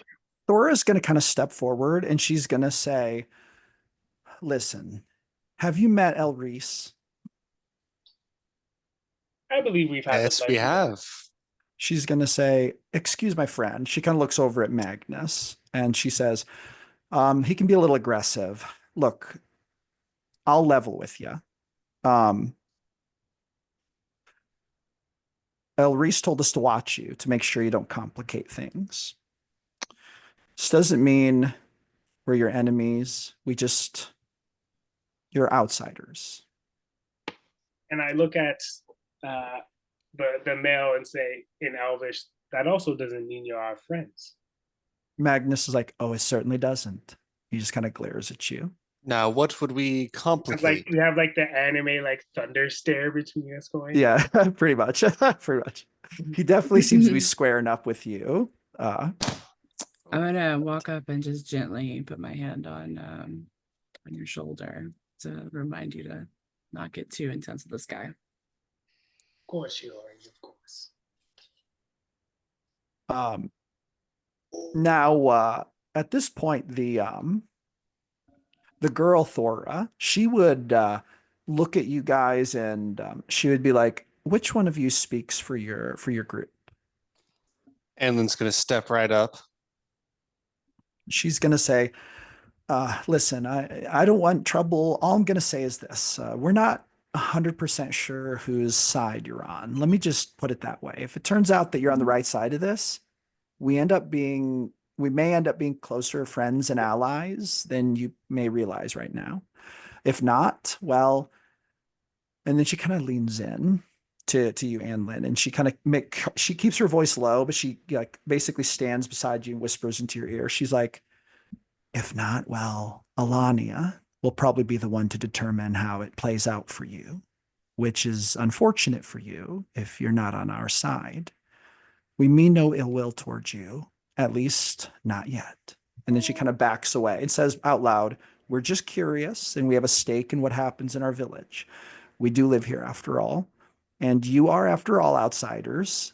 And then Magnus chimes in and says, yeah, who are meddling in very intimate local affairs. And he just continues to glare at Delante. And he's like, and I don't know if I like the tone of your eyes, sir, he kind of says to Delante. So And Thora like rolls her eyes and she's like, come on, Magnus. I'm gonna step in there and maybe say in Old Elvish or Ancient Elvish. What's the name of the person who hired us? Do you remember? I have it written down somewhere, but So is Malin Stormguard is the guild commander. He was commissioned by Gideon O'Neill. okay, so I'm gonna tell them in Ancient Elvish that Gideon hired us to come try and figure out what's going on here. But we're more interested in helping the village than anyone in particular's benefit. So I get it that we're outsiders, and I get it that that's intimidating, but truly, we just want to help. So whenever you say this, oh, go ahead. There's someone else going to say I'm just standing there like, what the hell's going on? Yeah. You do see Thora, the girl elf. She keeps glancing over at Selvig, like he's a big he's a big person, and she looks like a physical person. She is wearing a battle axe on her back. So anyway, she so you say that, and then Magnus, he kind of has this grin come across his face. He's like, of course you are. Of course you are working for Gideon O'Neill. He kind of turns around to Thor and he's like, they're working for Gideon. And then Thor's like, come on, Magnus, stop it. Elrys was clear. And then he just like walks away, like off into the woods, leaving her there with you guys. And then she turns around to you guys and she bows and she's like, I apologize for my friend. He's very aggressive. I find him quite pleasant. Yes. She's like, good. Elrys would be very displeased if, let's just say if we ruined your day or spoiled your visit. At least right now. We would be displeased if we did that to you as well. And she says, well, no harm done. Good. Talk to us before it gets to that point, okay?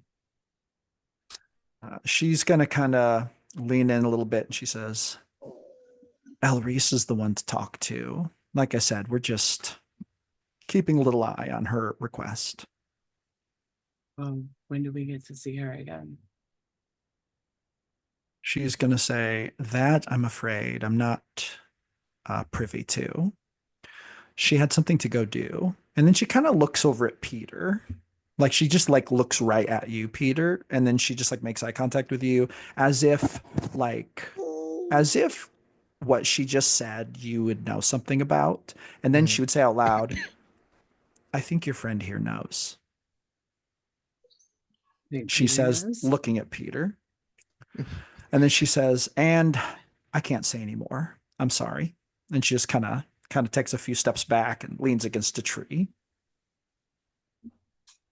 And then she just kind of waves as if to signal she's done talking. I'm gonna go over to Selvig and share all the information we just gained, because you can't speak Elvish, can you? Right, yeah, Selvig unfortunately just heard a whole bunch of Elvish getting thrown around. Yeah. I gave all that information to Selvig. Keep him in the loop. All right, very good. You guys want to continue to the apothecrist? Yep. All right. So you guys continue walking down. The weather is nice. It's a pretty nice sunny day. There isn't much crazy going on. There are people in the streets, and they regard you with a certain sort of like kind of like guarded interest. It doesn't take you but a couple minutes to reach the Evergreen Apothecary. It is a pretty humble, simple little herbalist's cottage. The sign above it just says Evergreen Apothecary. And then you see underneath it, there's a little sign that says healing, remedies, and teas. Like that's kind of what it says on the sign. And It's actually written in Elvish, the sign and all the stuff on it. So those of you who don't speak Elvish would be like, what is that? I don't know what that says. But anyone who speaks Elvish would see it and understand it quite plainly. Can And I it, do a general vibe check of the folks around us and the environment while we're walking through? yeah. Would you like to do, I think an insight check might be a good thing for a vibe check. Go ahead and do Hopefully insight that's a check. good roll for me. Yes, yes. Would anyone else like to do it? You could give Shiori, you could give her advantage if someone wants to help. I will. All right. Okay. And I got a 19 on my first one, so Heck see if it's yeah. better than that. It is not better than that. So with a 19, you're kind of looking around and you see that people are guarding you with a sort of cautious apprehension, mostly looking at you with kind of like a side eye, like, what are these outsiders doing here? A couple of people look a little bit curious. No one really stops to talk to you. They really kind of cross the street to avoid you, kind of thing. Like, like if you see someone dangerous on the street, you kind of cross so you don't walk past them. That's kind of what they all do with you guys. With that being said, you are an exotic looking lot. For this little village, so it's not so difficult to imagine. With that being said, you don't really see much of anything else going on at the moment.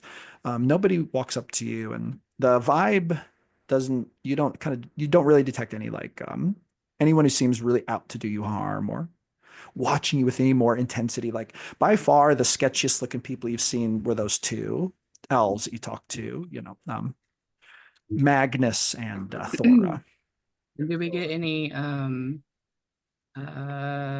vibes that people are still preparing for this festival type of deal? Do we see anyone doing anything that looks like prepping for that? Oh, yes. So when you walk past businesses' houses, it's pretty universal. You see that on every doorstep, there is a basket. Some of the baskets are big, some are kind of small. What it looks like is the size of the business or the size of the house kind of correlates with the size of the basket, or maybe more particularly the amount of coin in the person's purse probably dictates it. But they are leaving baskets on their front porches. And these baskets are filled with a lot of like kind of interesting things. There is food in them, like wrapped up, like especially meat. Some of them have like slaughtered animals that are kind of tied up neatly. Like one of them has like two rabbits and they're just hanging, the feet are tied up, and then the basket has like a loop on it. And so that rabbits are hanging from the basket rope. In one basket, you see there's like a big bouquet of like fall flowers. In another basket, there's like a blanket, and then you see like a water jug, and then you see like a loaf of bread. It's like very random things, and they seem to be very human-centric type gifts. Like almost like what is the common denominator in these gifts? Like they're kind of all over the place. That's kind of an interesting thing that you notice. But yeah, but you do see that, and you've been told that that was a practice. So and you see that. I mean, even right now, as you're walking, there's one house like number 12 that you walked by there, which was labeled the you walk past a place called, well, actually has no name. It's a house, but you happen to see look like a mother and father and then two children out front. And they were all like putting things in a big basket. And they just kind of look over at you guys and, regard you with guarded apprehension, but they give you a little wave and they're just working on their basket. It seems like something everyone's kind of doing right now. Not like right this moment. Some are already done, but it's a very universal thing you see. But that is the only thing you see regarding the festival at this point. Okay, now at the door of the apothecary, it's just a big wooden door. There's a big sign that says open. Do they have a basket?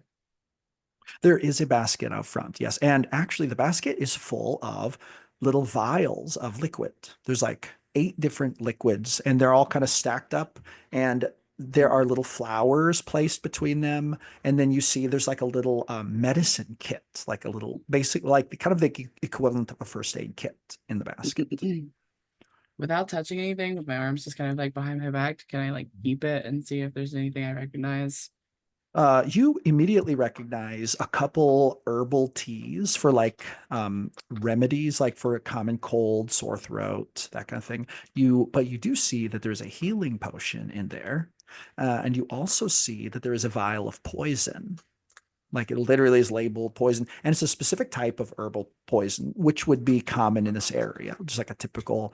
The actual use why people go to the apothecary to buy this technically would be to get rid of critters, like sort of like a varmint poison, like rat poison.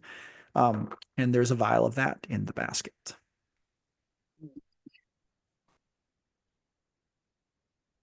I'll stop hogging. Someone Oh else. no, no, you're fine. Someone else. Oh, it seems pretty common. I think Andre's just gonna calmly walk into the apothecary shop and see what's going on. So when you walk in, the bell just jingles overhead, and you are greeted to a very small but nicely furnished, if perhaps a bit cluttered, storefront. There are two rows of shelves. There's one to the left and one to the right, and then there is like a central, like there's a table kind of splitting the room in two. On the table, there are a whole bunch of herbs that are just laid out drying, and they're packed tightly together as if well organized, but trying to conserve space. There are herbs hanging from the ceiling all along the middle of the room as well. They're so thick that if you walk on one side or the other of the table, you almost can't see through them. The shelves are lined with all kinds of teas, tinctures. I mean, things for healing, things for stress, things for coughs. Um, there's just like I mean, pretty much anything you would expect to find in a small local apothecary you find there. But the doorbell jingles when you walk in, and from behind the counter, you hear a voice kind of shout, "Oh, one moment, please," in Elven. Uh, would any of you like to do anything while you're waiting for the what seems to be the purveyor to come out from the back room?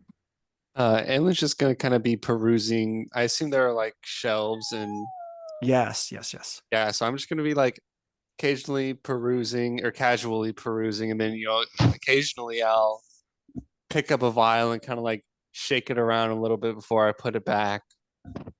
Just trying to see if anything happens if I do anything like that. So, oh, go uh, ahead, go ahead. Selvig would just kind of try to keep from bumping his head and just kind of look around at the potions and stuff. So, I mean, you guys see all kinds of things. Like, as far as the herbs hanging in the middle, I mean, you see everything from flowers to tea leaves to, I mean, like different types of herbs, roots, some tobacco leaves, things like that. And then you see things like when you're looking at the shelves, you see things like chamomile. There's like a chamomile tea, peppermint tea. There's a valerian root tincture. There's an echinacea tincture, like all kinds of herbs. You see that there are salves. There's like burn salve, burn ointment. You see some lip balm for moisturizing. You see like a chest rub that's supposed to help coughs. You see several bottles of different types of berries. So you also see there's a section with some oils. There's like a jar of charcoal, just like just all kinds of kind of like random but well curated herbalism and medicinal type ingredients. And so by the time you get through kind of reading this many labels, someone emerges from the back of the shop. Behind the counter, there's like a little back area, and an elder female elf who is dressed in a very simple white dress, and she's wearing like a shawl, and she's a little bit older. You're guessing like probably 600-ish years old. So she's got like gray hair. It's tied up in a bun, very simply dressed. She just kind of steps forward in an Elvish. She says, "How can I help you? Welcome to the Evergreen Apothecary." Hello, And then she kind madam. of looks over you and she's like, "Ah, you must be the ones that we were expecting, the ones from out of town, because I don't recognize a single one of you." Yes, that would probably be us. How are you She's doing? she's going to give you a bow and she's going to be like, I'm doing very well. She says, happy festival. Yes, happy festival indeed. Um, I was hoping that you could help me and my friends out here today. We have some type of substance, right, Shiori, that we are looking to kind of make into a tincture of some sort. She And says, well, I'll bet you I already have a tincture that'll help you, but what do you got? Is that for me? She's just asking you guys in general, like, what have you got for me? Um, so I'll come up and just like bring the vials out and put them on the counter and just give her the down low of everything that we discovered with it and whatnot. Are you going to tell her like the whole thing, like you fought Alania in the church and this was her blood and all that? Yeah. Yeah. So she immediately leans over the vials and she picks one up and holds it up. And as you're telling her the story, she just like looks wide-eyed at you guys, just like, I mean, like almost like you're telling her that aliens exist or something. Like she's like very wildly almost in disbelief at what you're telling her. And as you are telling her this, in fact, Shiori, if you're going to relay the story, would you roll me a persuasion check? Okie dokie. I'm super bad at those. Oh. Give her advantage as he Oops. fills in as she's explaining. So you can roll with advantage. And Lynn is helping you. I dropped my D20. Give me a second. That's okay. It's all right. She's just listening and she's looking at the vials in like a sort of like morbid fascination. And at one point she kind of gives a little uncork, don't smells it, and then corks it want back to up do really that. quick. You said I get an advantage on that? Yes.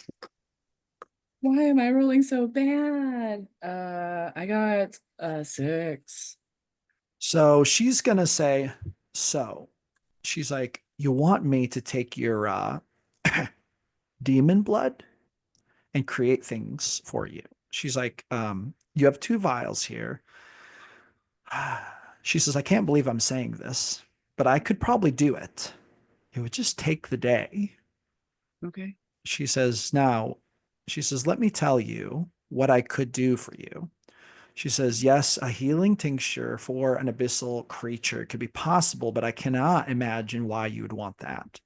None of you look to me like you're from the abyss. She says, so this leads me to believe that what you would probably desire is something to help you defeat the demon.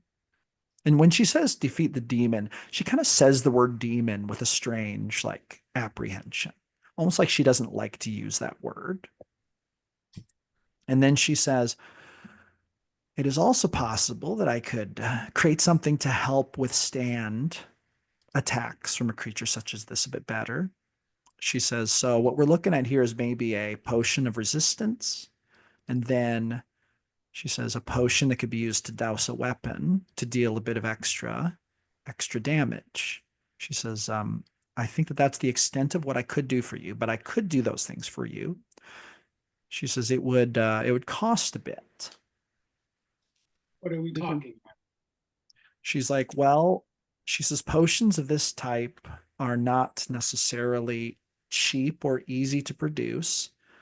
She says, and I would have to put a rush on it, I'm assuming, if you want them before the end of the festival. So she says, we're looking at 200 gold for the potion of resistance and 100 gold for the potion you would coat a weapon with. So 300 gold altogether. Anlin has 140 gold. He'll pitch that in. I'll pitch in some too. That seems I'll a pitch bit in another 100. that seems a bit steep, madam. I must implore you to reconsider, as these are critical potions in our investigations here, and we are just trying to help the town here, which is why we are coming to you in the first place. Roll a persuasion check.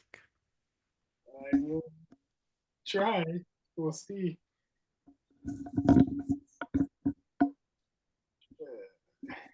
Persuasion.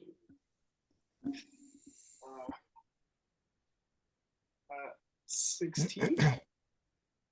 She's going to kind of lean forward to talk to you, Delante, and she's going to kind of like put the vials down and fold her hands in front of her as if she's thinking for a minute. And then she's going to say, young sir, can I ask you a question? You sure can. She's like, I can see that you are not an elf. This is a village steeped in elven culture and heritage. She says, but I'm wondering what your intent is here. She says, I'm wondering if your intent here is to simply end the haunting by, and she kind of eyes the sword. Is your sword like on your back or like, Yeah, yeah. it's She kind of looks at your sword. She's like, do you intend to end this haunting by hacking and slashing anything that moves in the shadows? Or do you intend to get to the true bottom of it? I like that question. For with the group that I have here with me, we are here to actually help, not necessarily cause more harm than good. Now, don't get me wrong, I do like to hack and slash, of course, but I do feel that there's something more going on, and I do feel like if anybody can get to the bottom of what is going on, it is me and my companions. She's going to kind of nod her head and she's going to say, very well. She says, you're not wrong. If this is in the service of the village, then I suspect that it will be of good use and it will be of good help. So I shall knock the price down by 50%. 150 gold will do it. She says, that's the minimum I can do it for. She says, and I'm going to give you a small piece of advice. I'm always willing to learn and always willing to teach them. She's going to say, the church harbors some secrets. If I were you, I'd take a close look. That's all I'm going to say. That's all I'm going to say. We intend to. She kind of nods a knowing nod as if she seems to believe you're on the same page. And then she would take the vials and she would collect the 150 gold if you guys are going to give it to her. I give 100. And I'll give 50. Oh, okay, okay. So you I guys give it spent all to my her. money on stuff before we got here, so That's okay. That's okay. I do So have a DM question before they go out of the room, though. yes, go ahead. When we were looking around the room, did I see any tea that I would have had at the monastery? So that's a good question. This is like elvish tea. So there was one type of tea that you actually drank a lot at the monastery, which would have been ginkgo biloba tea. Okay. And basically this was a tea, then you would know, they always told you you drink it to clear your mind, to make your, reactions fast and your thoughts fast. You do not see any of it obvious on the shelves, but you could ask her about it if you'd like. Okay, yeah, definitely. I would like to ask her if she has any ginkgo biloba tea. She's going to say, oh, yes, I do actually. She kind of leans down behind the counter and you hear her rifle through some drawers. And then she comes up with, she's like, she says, do you want the, she says, the tincture drink, or do you want the leaves to brew your own tea? She says, I recommend the leaves. Yeah, that's what I was going to ask for. Can you throw a little bit of that in our order for us? Yes, of course. She's like, that'll be 4 silver. Okay. So she puts some of it in a bag and hands it across the thing. Enough to brew, enough tea, 1 serving for each person or 5 servings. She seemed to assume that you were going to brew it for everybody. I anyway, give her so a she hands. deep, sincere bow and thank you. She's going to bow as well. And she's going to say, you know our ways. I studied them for a long time. She's going to say, studied where? And I will drop the name of the monastery. She's going to say, oh, you studied there as a non-elf? For many years. She says, you must have an elven ancestor. No, I have an elven benefactor. Ah, she looks very surprised. She's like, interesting. I'll bet that's why they sent you. It's definitely a benefit to have me here for sure. She says, I bet it is. I'll bet these outsiders look at all of you like you have four heads. True. Or They I'm sorry, not really these do. outsiders, these locals look at you outsiders like you have four heads. But anyway, she says, well, she says, you have just filled up my palate with work, so I'm afraid. She says, I best get to it if you want those potions before the end of tomorrow. We'll leave you to it then, and we appreciate your time and your effort, madam. She says, of course. And then she kind of gives another bow. And this was all in Elven again? Yes. Yeah. She didn't speak anything that wasn't Elven. On a bit of common. Nope. All right. So what are you guys going to do? Next on the agenda. So as we're leaving, we've been to the apothecary now.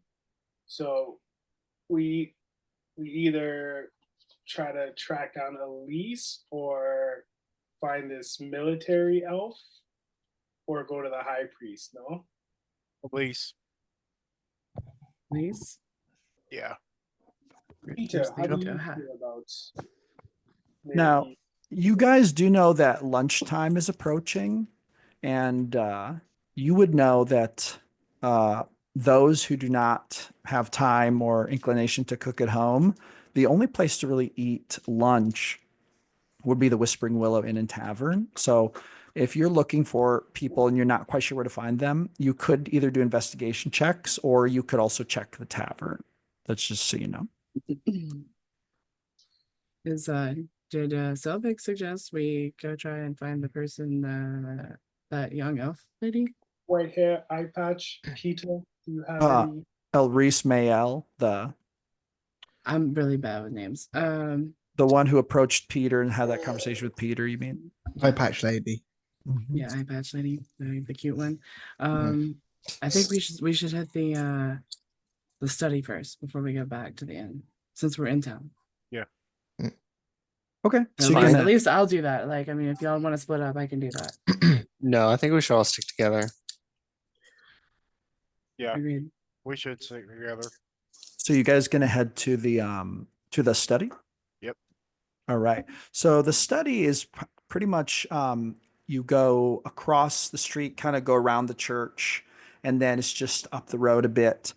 When you pass the church, you don't see anyone out there. When you get to the study, and again, when you're passing people, it's kind of the same thing. They regard you with a sort of guarded apprehension. But when you get to the front door of the study, you actually see Damien sitting on the front porch, like there's steps leading up into the study. And the study itself, actually, let me grab my notes on this real quick. Give me just a moment. But Damien is sitting on the steps of the study, and he kind of has his head down, and he's kind of sitting with his head on his hands, and he's so lost in thought that he does not even notice.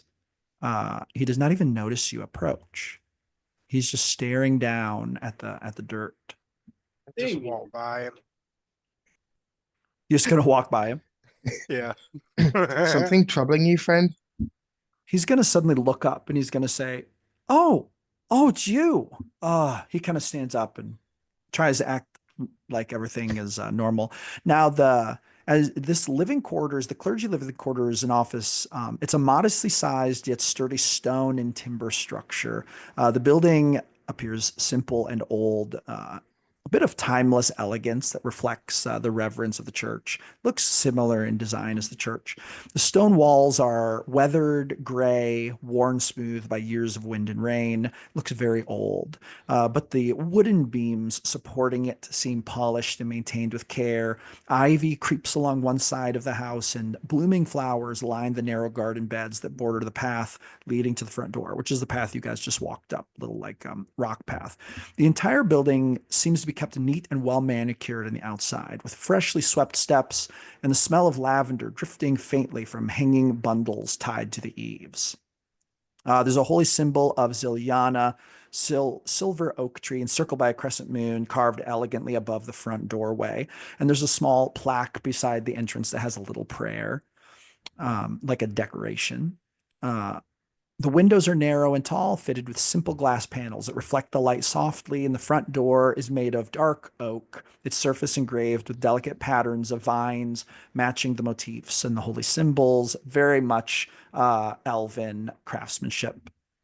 But anyway, Damien just kind of stands up and he says, I wasn't expecting you here. I thought you had other business. He says, I'm doing a bit of praying and thinking, actually. He says, listen, I have looked into this business of creating these extra vials of holy water for you, and I just want to let you know that we are on track. In fact, he says, I'm just sort of. He seems to be kind of like avoiding saying something. He's like, I'm just kind of waiting for just a little bit. There's just like just a time thing. It's fine. What can I do to help you? How much time? He says, well, I think maybe an hour. What or who is happening in an hour? Well, kind of scratches his neck. Uh, so, okay. I'm going to be honest with you because I'm not a very good liar. I have to wait for the high priestess to leave the church. So she's going to go probably have lunch in about an hour, and I'm going to make my move, and I'm going to make you that holy water. And once again, I just have to really, ask you just for my reassurance. You don't plan to tell her that I'm doing this, do you? Absolutely not, my friend. Okay. I'll be honest. I'm a little anxious about this because if she were to catch me, it would be breaking the rules technically, and I'm not sure how she would react. She looks delicate and kind, but she can be quite fierce when she's angry. So yeah, I'm just kind of waiting for her to go to lunch. So Quite fierce, you say. What makes you say that, friend? he says, well,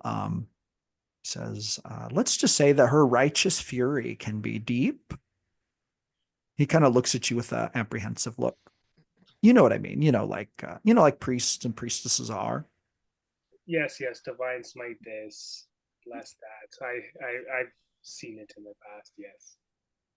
Is that what you're referring to, or is there some? Oh, no, I just mean like she can be quite direct, and she doesn't mince words when she's displeased, I guess would be what I'm saying. Oh, This is not your problem though. I'm gonna just make you that holy water because it might come really in handy. I mean, I'll tell you, when I was hiding in those prayer booths and I saw you fighting the demon and I saw you use the holy water, I saw the fire. I know right now why that's so important. And I can't imagine you trying to fight without a tool like that. So I guess it's my duty, right? I would say Well, then surely you wouldn't have to lie about being scared and wanting to make holy water to defend yourself in the town. Yeah, right. Yes. Thank you. That's exactly what I was thinking. You seem to have kind of reassured him a bit.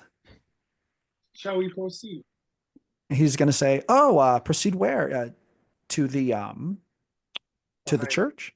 Yes, just Oh, the study? Oh, you're not really supposed to outsiders aren't really supposed to go in here without the high priestess's permission. Maybe you should ask her first." Damien, listen, my friend, listen.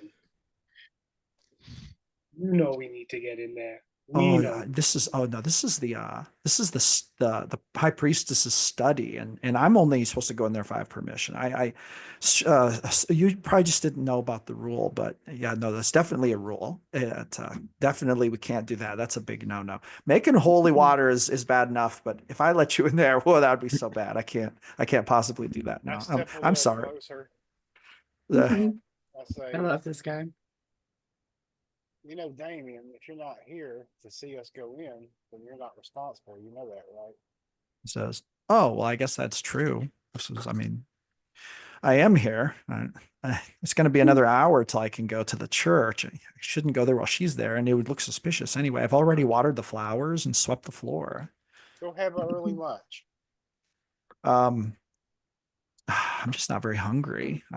To be honest, the nerves are getting to me. My stomach is kind of feels like a block of wood. Would I it be guess I'm just against really the anxious. would it be against the rules for you to brew some tea for us? And I show him the tea bag. Oh, no, that would not be against the rules. He kind of grabs the tea. He's like, I'll tell you what. He says, I'll hop inside, brew some tea, easy and quick, and I'll bring it out to you. Inside here. You know, I'll just go on in my in the quarters here and brew it. I'm afraid it would be okay. I can invite you into the foyer. It would be rude to make you drink your tea out here, but we can't go any further than that. We can't go to the study or anything without permission. Yeah, Deal? I'm sure that things will work out. Yes, yes. Okay, okay. All right. You know, the high priestess would understand us going into the foyer to drink the tea. All right, let's go on inside. He kind of turns around and he pulls out his big link of keys and unlocks the front door and leads you guys in. Now, when you walk in, I'll give you a little description here. I want to smell. Like I have a very strong sense of smell. I want to smell. Okay, okay. So as you enter, you find yourselves in the common area, furnished with simple wooden chairs and tables where meals are shared. The floorboards creak slightly underfoot, and a small hearth crackles over in the side of the room, keeping the room warm.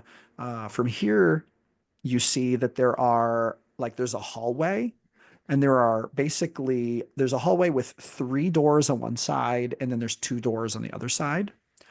Um, Now, when you come in here and you're smelling, basically you smell 2 things. Well, 3 things. You smell wood smoke. You smell what smells like books, like the scent of ink in books. And then you smell what smells like some kind of incense, like religious incense. It's a pretty common smell. You smelt it in the church also.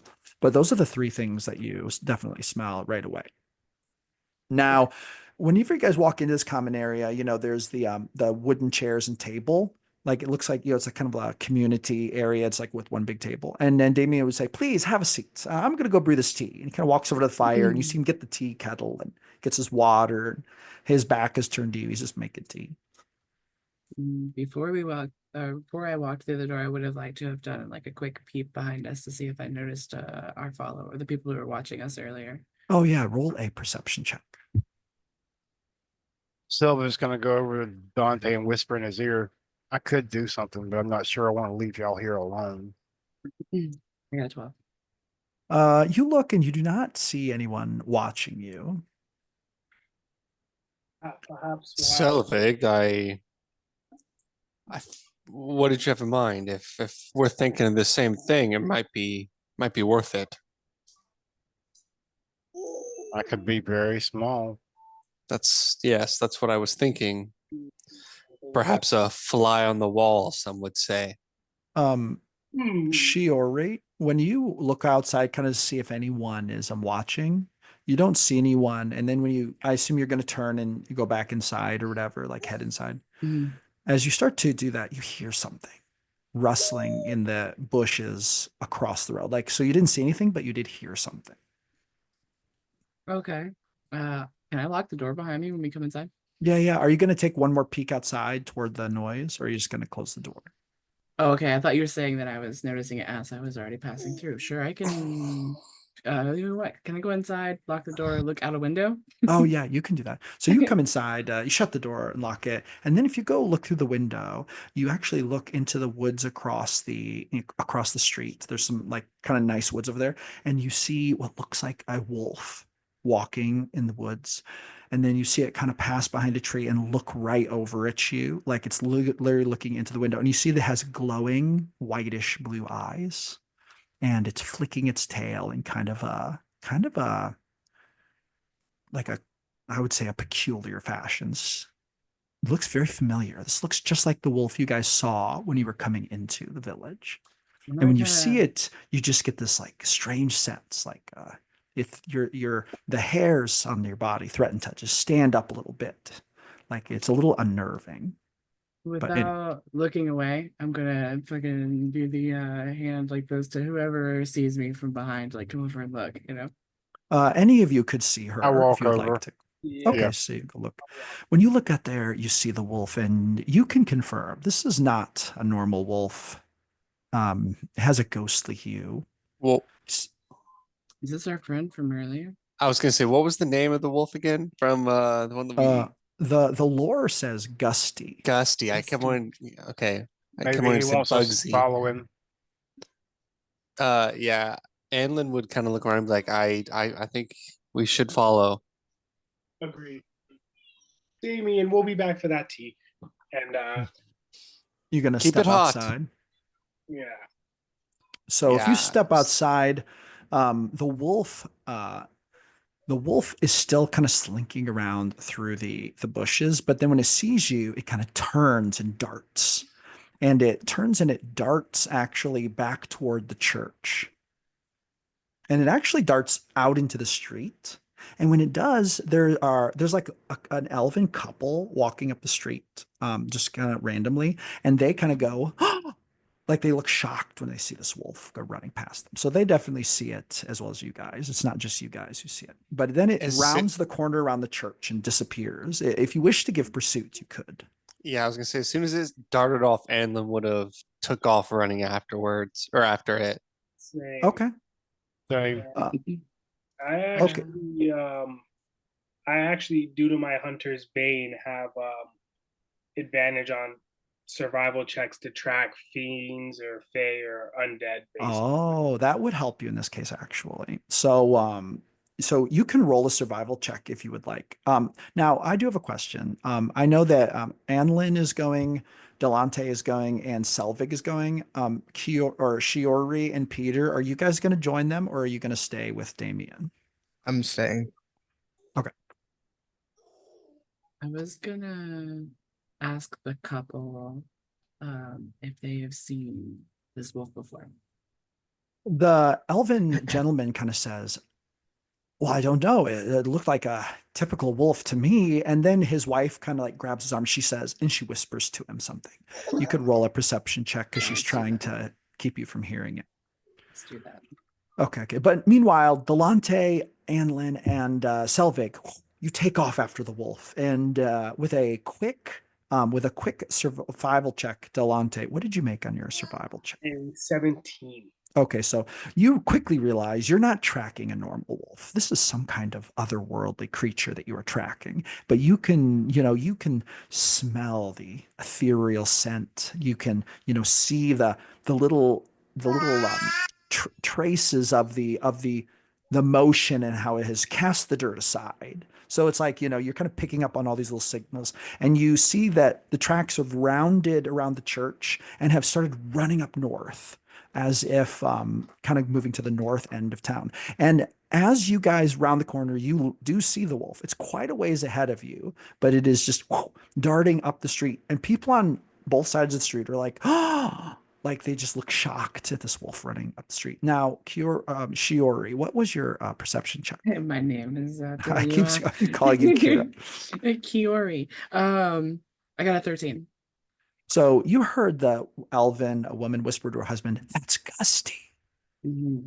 And then you kind of see him go, oh, like he kind of looks kind of shocked and a little bit like worried and nervous, kind of like, like just definitely kind of like a ghost sighting. It's like they're both acting like it's a ghost sighting. Yeah, Gusty, what does his name mean to you all? And then she's gonna kind of look at you, roll a persuasion check to see if you can get her to tell you. You have me roll all these hard ones today. An 8. An 8. And then she would kind of look at you and look at him, and he would say, Gusty appears around the time of the festival. He warns us of the haunt. He says, of which he kind of looks at his wife nervously. We've heard there's already been at least one. Yeah, definitely. Go get yourself safe. And I gotta go catch up with everybody else. They both kind of walk along faster. But anyway, okay, so Now, with that being said, Peter, what are you doing? The other three are chasing this wolf. Shiori is talking to these elven couple. What are you doing while this is happening? Well, Peter doesn't really like books because everyone else does.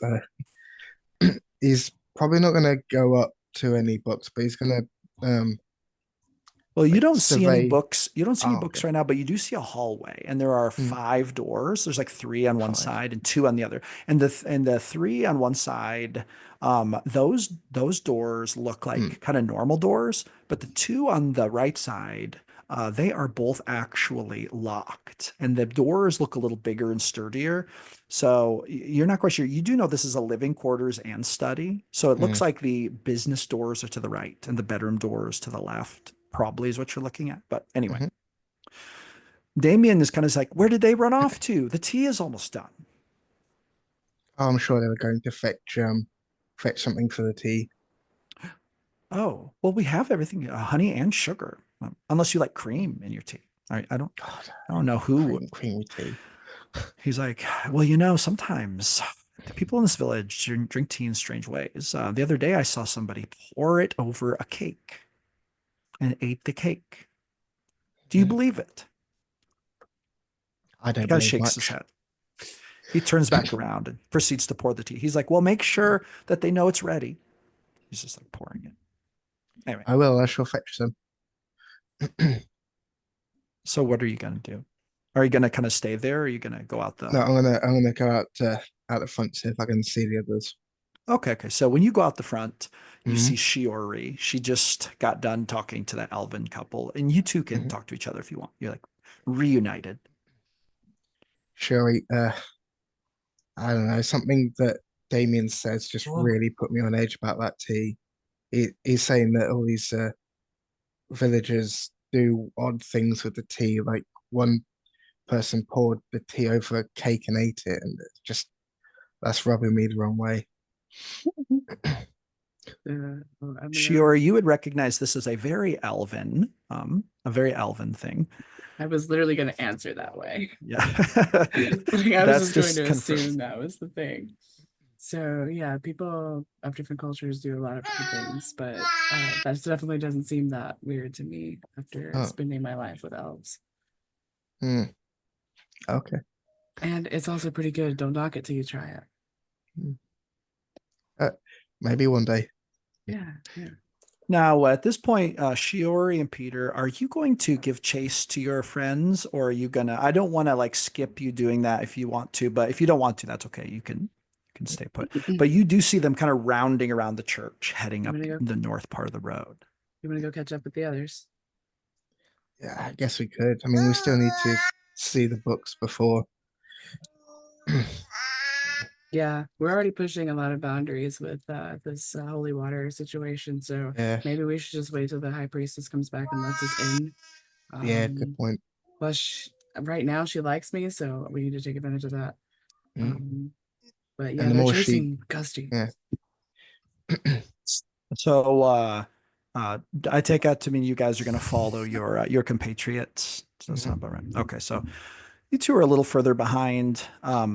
Dante is at the front with Selvig and Anlin very close behind. But you three are running up the street, and people are like looking at you like, oh, they're like getting out of your way as you three are running.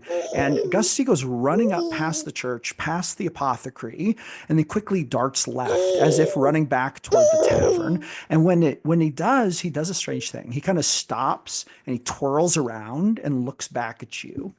And Dante, he seems to look right at you. I And then he stop. gives like a bark, but his bark does not sound like a typical wolf. And Selvig, your character would know, like, well, that is a very strange bark. When he barks, it almost sounds muted, like physically, but then you hear it in your mind. It almost like hits you like a psychic wave of some kind. Not that does any damage or anything, but it's like you hear it in your mind way more than out of your mind. And then it twirls around again, looks back at you guys, and takes off again, running up toward the inn and tavern. He wants us to follow him. I follow. I follow. Back to the Okay, so tavern. That's the way he was going. that is the way he's going. All right. Is it possible to like cut him off? But like, do we know the town well enough to like maybe know a shortcut to? Well, at this point, not really, because it's a pretty straight shot. Yeah, There's a slight left-hand turn, but it's not enough to like go around. Now, actually, you saying that, Peter and Shiori, you could actually cut them off by going north around the church if you would like to do that. I like you would probably realize that if you saw them kind of make the turn, and you two could actually catch up to them very quickly and reunite with them much faster that way. Would you like to go in that direction? Yep. So, as you're all giving chase, I want you all to make a dexterity check. Actually, make it an acrobatics check as you're running, just to avoid like tripping and falling, basically to avoid fumbling or something. 9. Got a 15. These are perfectly sufficient for 8. running fast up the street. 25. 25. Shiori is just wow. She's She twice is as fast bolting. as all of us. Yes, she is.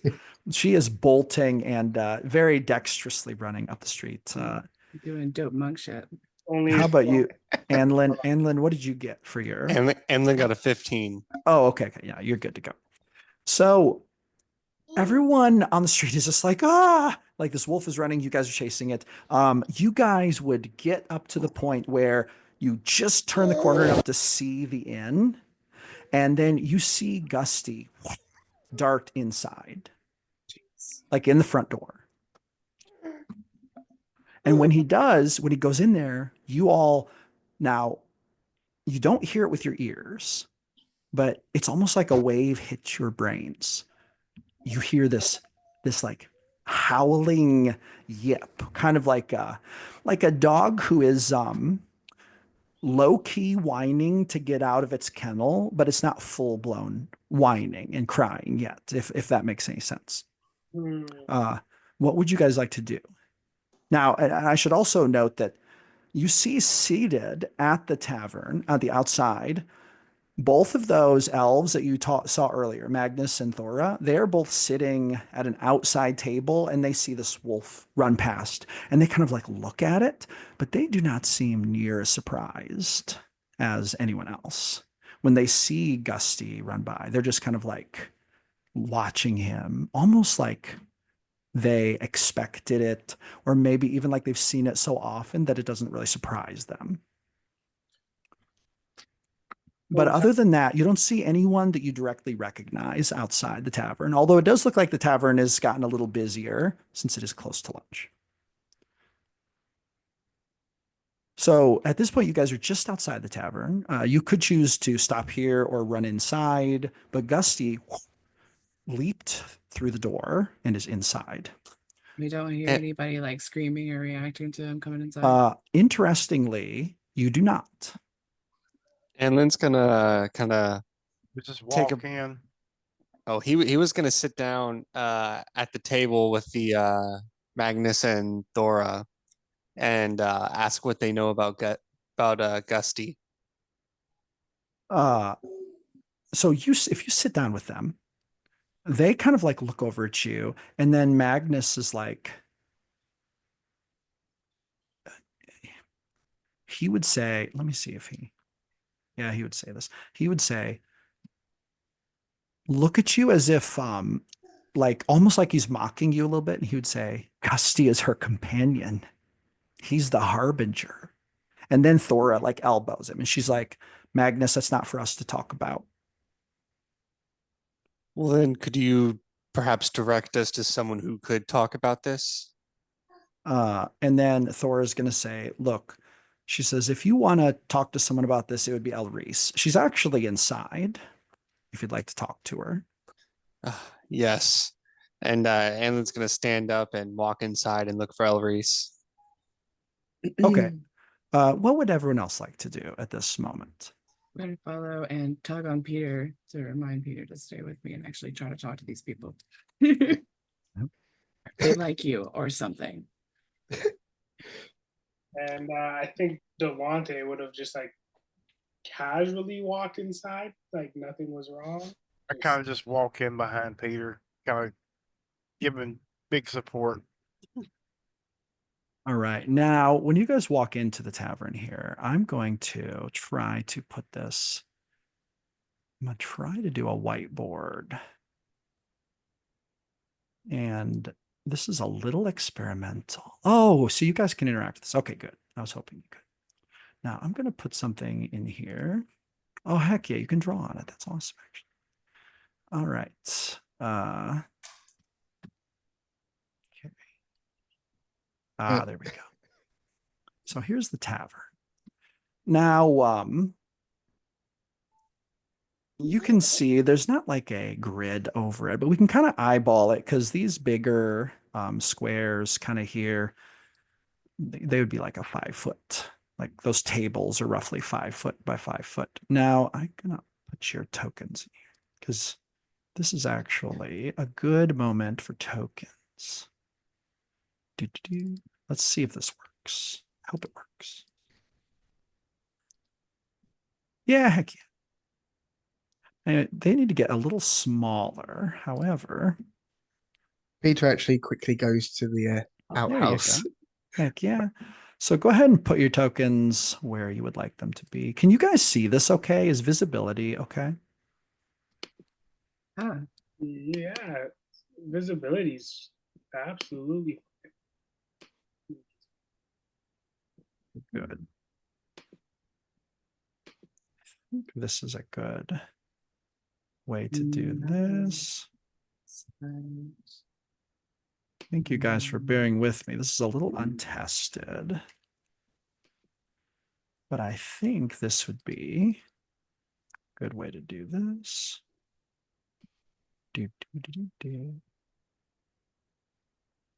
I've only used whiteboard by myself, actually.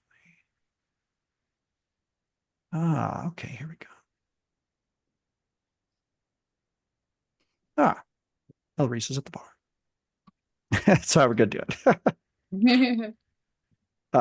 except the whole bar is being moved around. Uh-oh. Where did my Elreese go? I think she's gone. It's a little wonky. Yeah, let's move this. Like that. All right. Okay, Where's the door? What? Oh, the door would be at the very bottom in the the center. It doesn't look like there's a door there because this picture isn't a perfect representation of the room, but it's pretty close. So now Elreese is sitting at the bar. You see her. There's also a lot of other people in here, like a bunch of elves that you don't actually recognize. Is this gonna work? Yeah, here we go. Elreese at the bar. All right. Now you do see a bunch of other, and can I do this? Hold on. If I go, yes.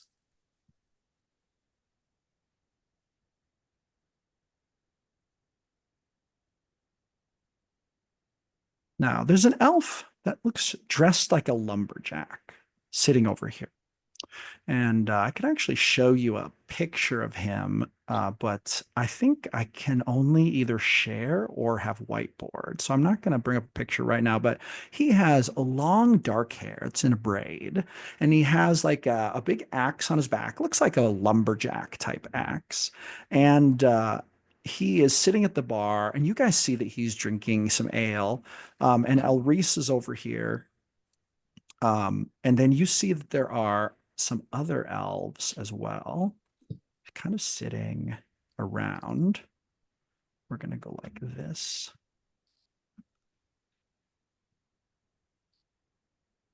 We're just going to, because you don't recognize any of these peoples, but they are here. We don't see Gusty at all. No, when you walk in, you see that it seems that Gusty has disappeared. And no one inside seems to acknowledge that he was here or be acting like anything is strange in that way. So what would you guys like to do when you walk in here?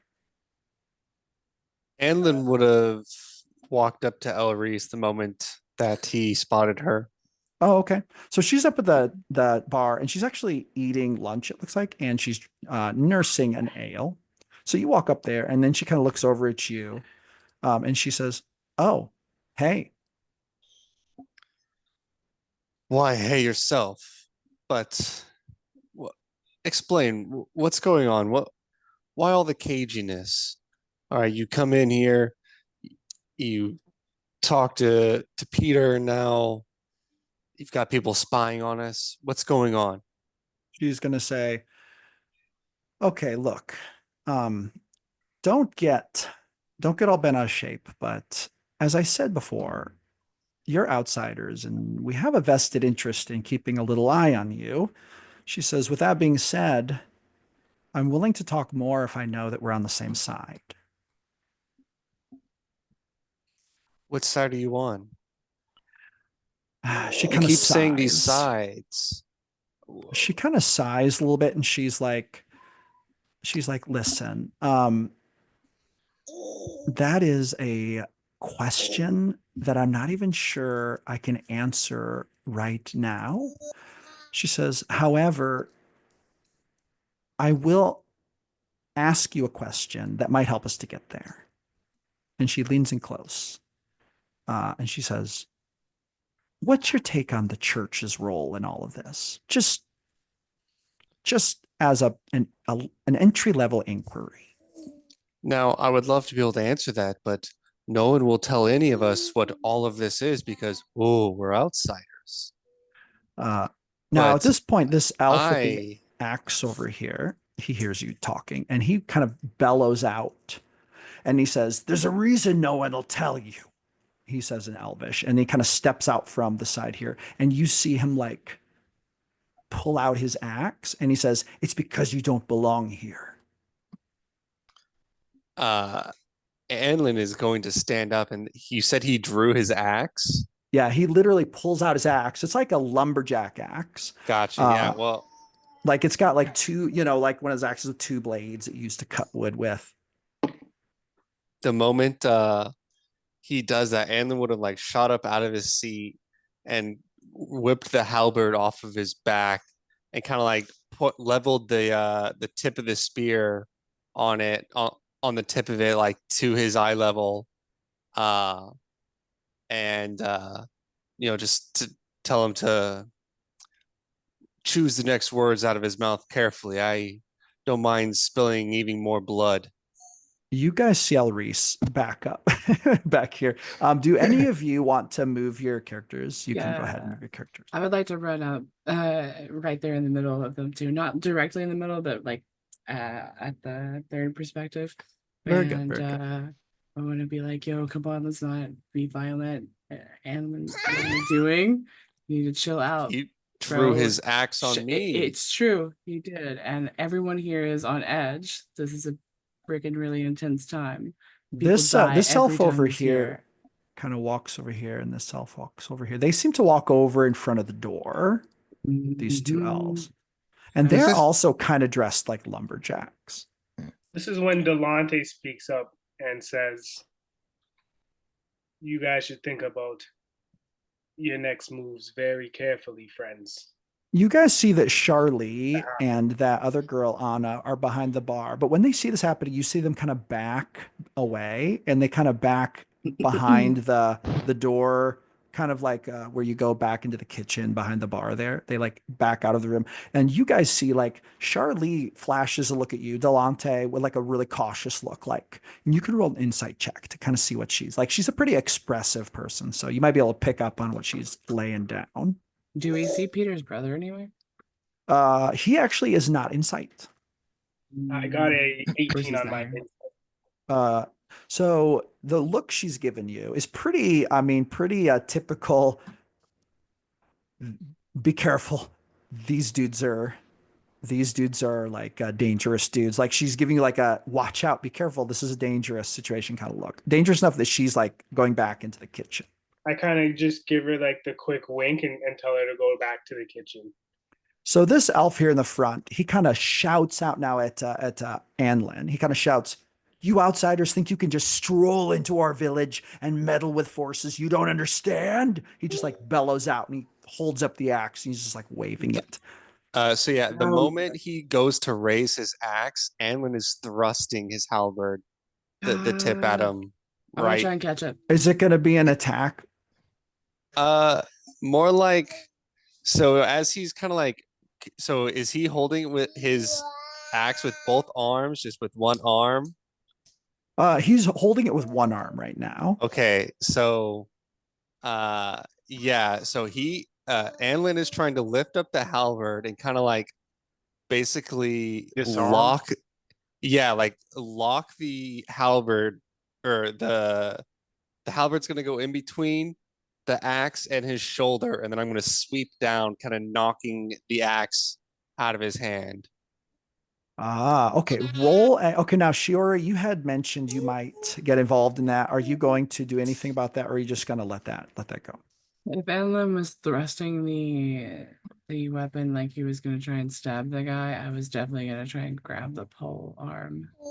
But if you're just trying to disarm him, gosh, I just want to say that she just calls out that we're here to help these people. Okay. So you call that out. You make your attack roll, Anlin. Convince them, not us, Shiori. I got a 17. 17. Okay. Now make an opposed strength check. You have to beat 17.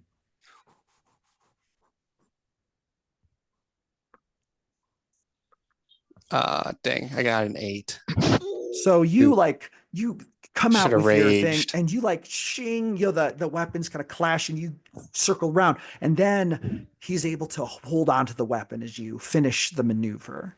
And then everything gets really still. Roll for initiative. Oh. He kind of bellows out, "That's it, I've had enough." And he seems to try to lunge, but it's roll for initiative time. Damn. All right. You don't And- want to do this, friend. No. Anlin got a 14. He's like, "You don't know what I want."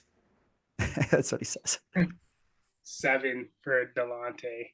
All right. So basically, I'm gonna check. Basically, looking for just who has the highest, basically, and then we'll 10. go off that. 10. Okay. 15. If I'm not mistaken, 15 is the highest yet. Does that sound about right? Yep. Okay. Um,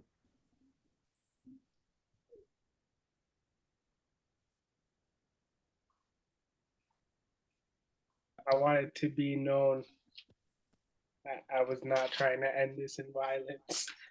is that what is your character saying that out loud? Yes, he is definitely saying that out loud. Some endings are unavoidable, Delante.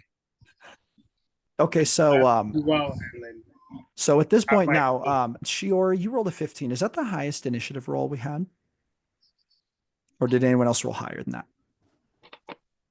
Okay. No, I think 15's the highest. Shiori, it is your turn. You see all the other elves draw their weapons and just all hell breaks loose. Like, I mean, mugs are flying across the room. These two elves with the short swords over here, when they draw their weapons, like a chair flies through the air because one of them hits it with the sword. Like, I mean, it just all hell is breaking loose. It just like, it goes from 0 to 100. And you guys can see, you guys have fought people, you've been in battles. You see these elves are not having it. They are drawing their weapons and intend to use them, is what it looks like. Okay, it's your turn, Shiori.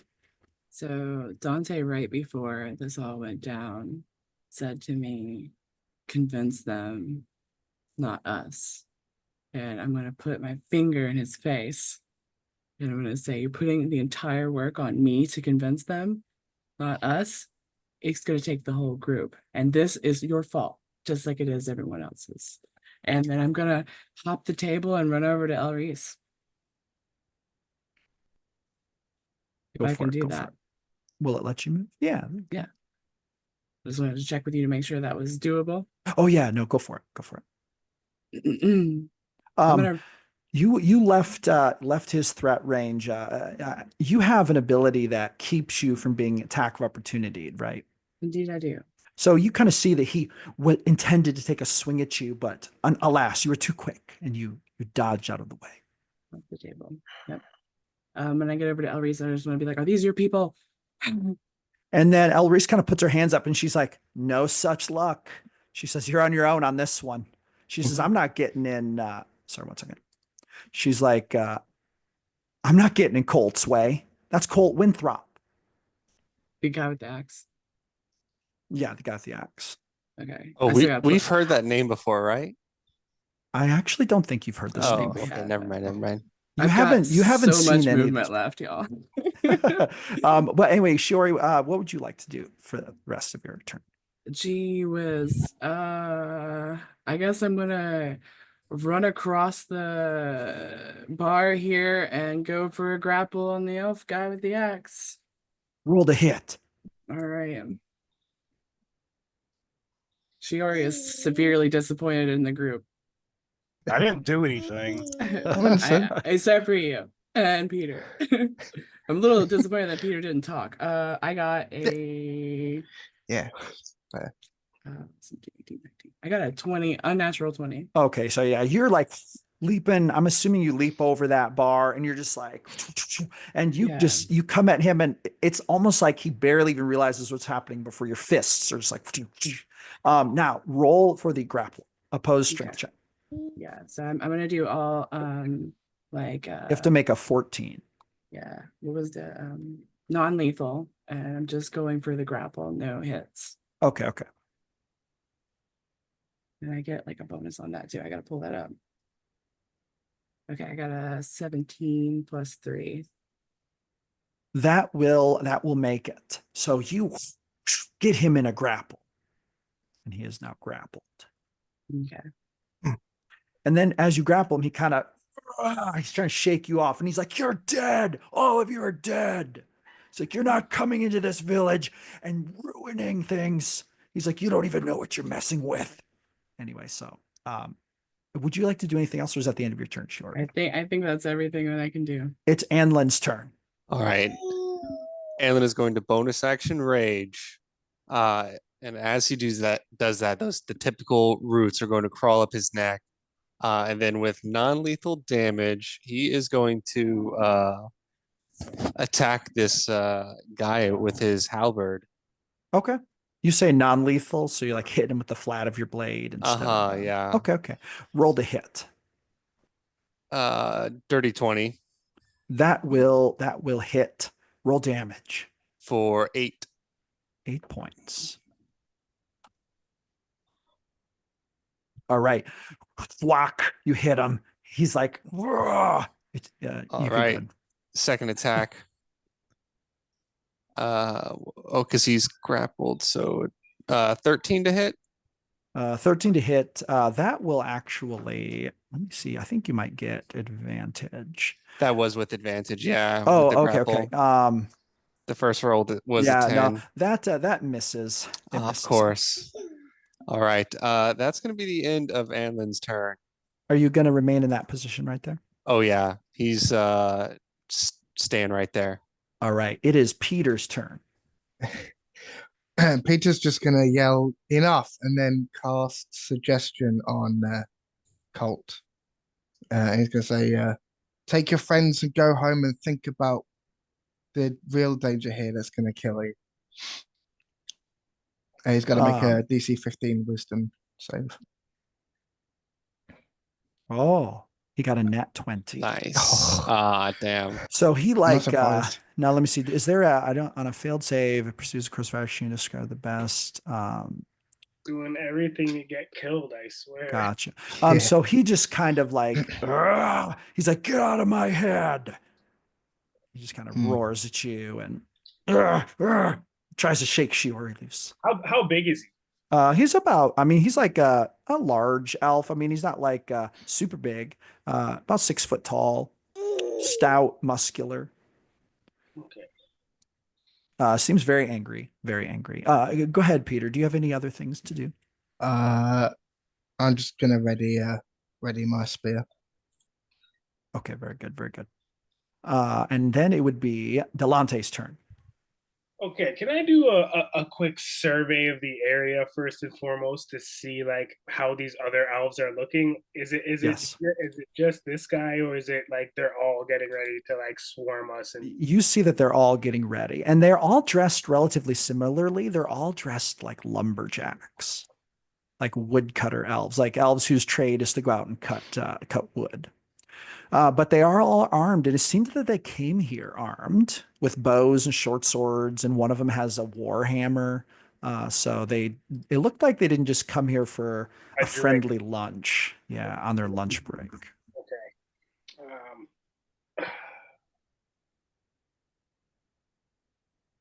Shit. Okay. And there's two at the front door. One with the club, one with the spear here. Yes, they seem to be posted up at the door as if to keep you from going out the front door. Okay. So I'm starting to get upset. And they won't like it when Delonte is fully upset. Uh-oh. Okay, so first and foremost, after scanning the area,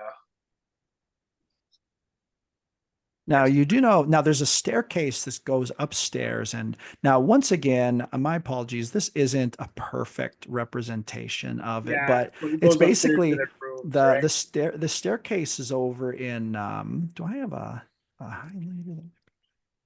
Oh, can I change the color? Yeah, okay, here we go. Oh, this will work right here. Shabam.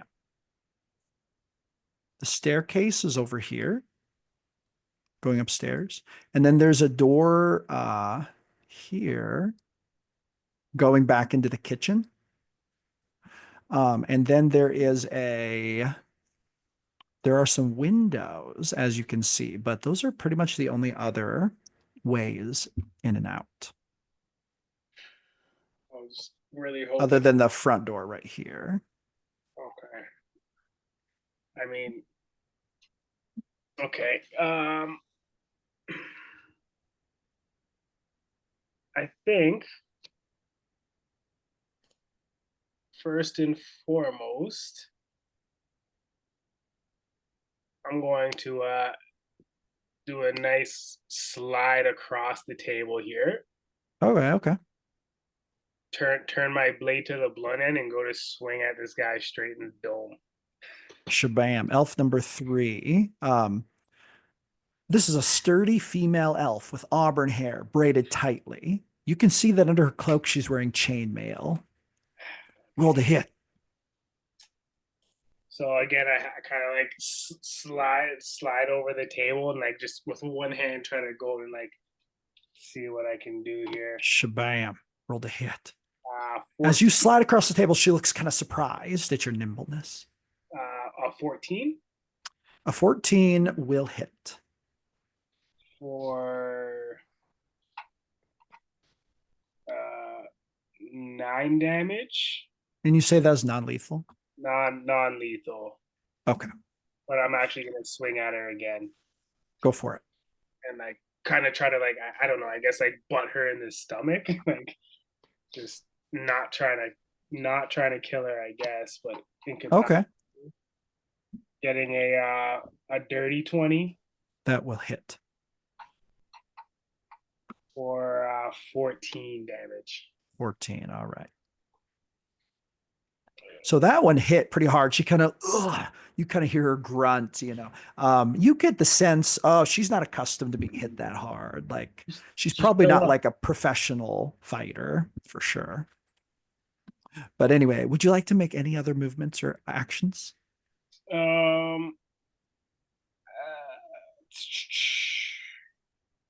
You know what? For now, no.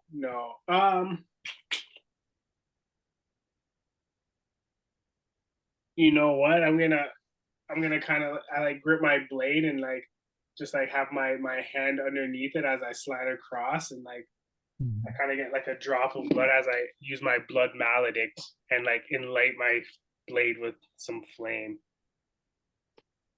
Very good, very good. When this happens, you see her eyes kind of go wide and she prepares herself. You have the sense that she's a little bit intimidated by I have a you. chance to stand down now. She's going to say, actually, when you say that, she is going to say, she's going to say, there's no chance. She's like, we've lost everything because of that church. We're not going to let you come in and make things worse. She just like says that to you. All right, it is now Selvig's turn. I don't know if this is going to work or not, but he's going to cast Entangle on that large group of elves in the top right corner. Heck yeah.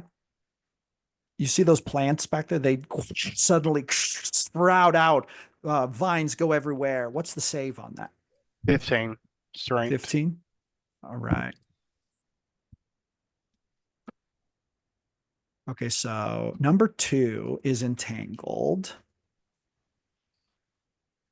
Number 4 saves. Does anything happen if they save, or is it just that they fail? They're entangled. The area is difficult terrain. Gotcha. Okay. If they get entangled, they're restrained. 7 also saves, but number 2 is entangled. So you got number 2, but 4 and 7 were able to save. For my bonus action, I'm going to turn into a tiger. Uh-oh. So you suddenly you get to morph into a tiger. Do you want to describe what it looks like or what sounds you make? He just kind of bends down, like bending over at the waist, and then slowly morphs down until he's about half his height. Just a giant tiger. So these 2 elves who are by the door, they're kind of close to you, and they see that, and they both look a little bit shocked when that happens. Like they were not expecting that. He lets out a massive roar. Okay. And he is going to move back just a little bit. And it's like he's circling right here. Okay. Do you have any other moves or actions to take? That's it. All right. So at this point, this main dude, this elf right here, Colt, he is going to take a swing. Well, actually, no, he's grappled right now. Can he still? It's a can bend the conditions the grappler's incapacitated condition. Oh, he can still swing at you, but he's going to have disadvantage. He's going to attempt to swing his axe at you, Shiori. Yeah. Okay. No, I'm assuming an 8 will not hit you. No. Okay. He gets a second attack. He swings it. I'm assuming a 6 will not hit you. No. Okay. So with him being grappled, you can tell you've got the edge on him. He's unable to really get his axe going really well. He kind of shouts, "Get her off me!" Now, number 2 over here, who is entangled. Hey, Selvig, when someone's entangled, does it affect their ability to attack, or is it just their movement? They can't move. Gotcha. It's the restrained condition. Let me look. Oh, the restrained condition. No, I think I've got it right here. Restrained. I'm sure they just Probably- attack with probably- disadvantage. I think it's the same as grappled. Disadvantage. Restrained creature becomes unit can't benefit from any attack rolls against creature have advantage. Yeah, it has disadvantage on attack rolls. Okay, so it's going to pull out a bow, or he's got his bow, but he's going to shoot it at Shiori. But at disadvantage. Does a 10 hit you, Shiori? No. So the arrow flies past you, and then it flies past the dwarf, and then it sticks into the wall right above you, Selvig. The arrow does. Now, Selvig, roll me a perception check real quick. Okay, as a tiger. As a tiger, yes. As a tiger, you still reason as Selvig, though, don't you? Yeah, it's better as a tiger. 18. Oh, gotcha. 18. So that arrow hits the wall above you, and there's something about it that caught your attention as it flew over your head. And when you look up at it, you realize it looks familiar. You have seen an arrow designed like that before. You'd have to look closer, but this arrow looks super familiar to you. Perhaps similar to the one you travel with. Now, with that being said, elf number 2 tries another shot at Shiori. I'm assuming a 6 is going to miss. Number 2 does not do much. Number 4, now this is rough terrain, so number 4 is just going to take a couple steps here. Swing with the short sword at Shiori. He's like, let Colt go. This isn't your place. Does a 7 hit you?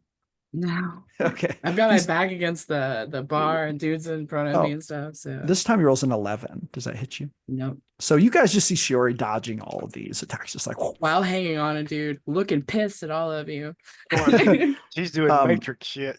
This spear guy takes a couple steps up, and then swings the spear at Delante. Oh, Delante does a 12 hit you? it does not. He swings and misses. He swings again. That is going to miss as well. It is an 8. He misses. You guys are getting the sense that these are not professional combatants. They're just like, they seem to be what they look like, woodcutters who have taken up weapons of warriors to try to fight outsiders. But this guy's going to go. This person's going to come running up on you with the club and the kind of make a. tiger. Yeah, running up with the tiger and makes a swing. Kind of gives like a little war cry as he swings his club. It would be a 21 to hit. Does that hit? Tiger or yeah. Yeah, the tiger. He actually smacks you with the club, dealing 6 points of bludgeoning damage. Okay. And then he's 37 gonna swing another one. Does a 15 hit? Yeah. He's gonna swing again.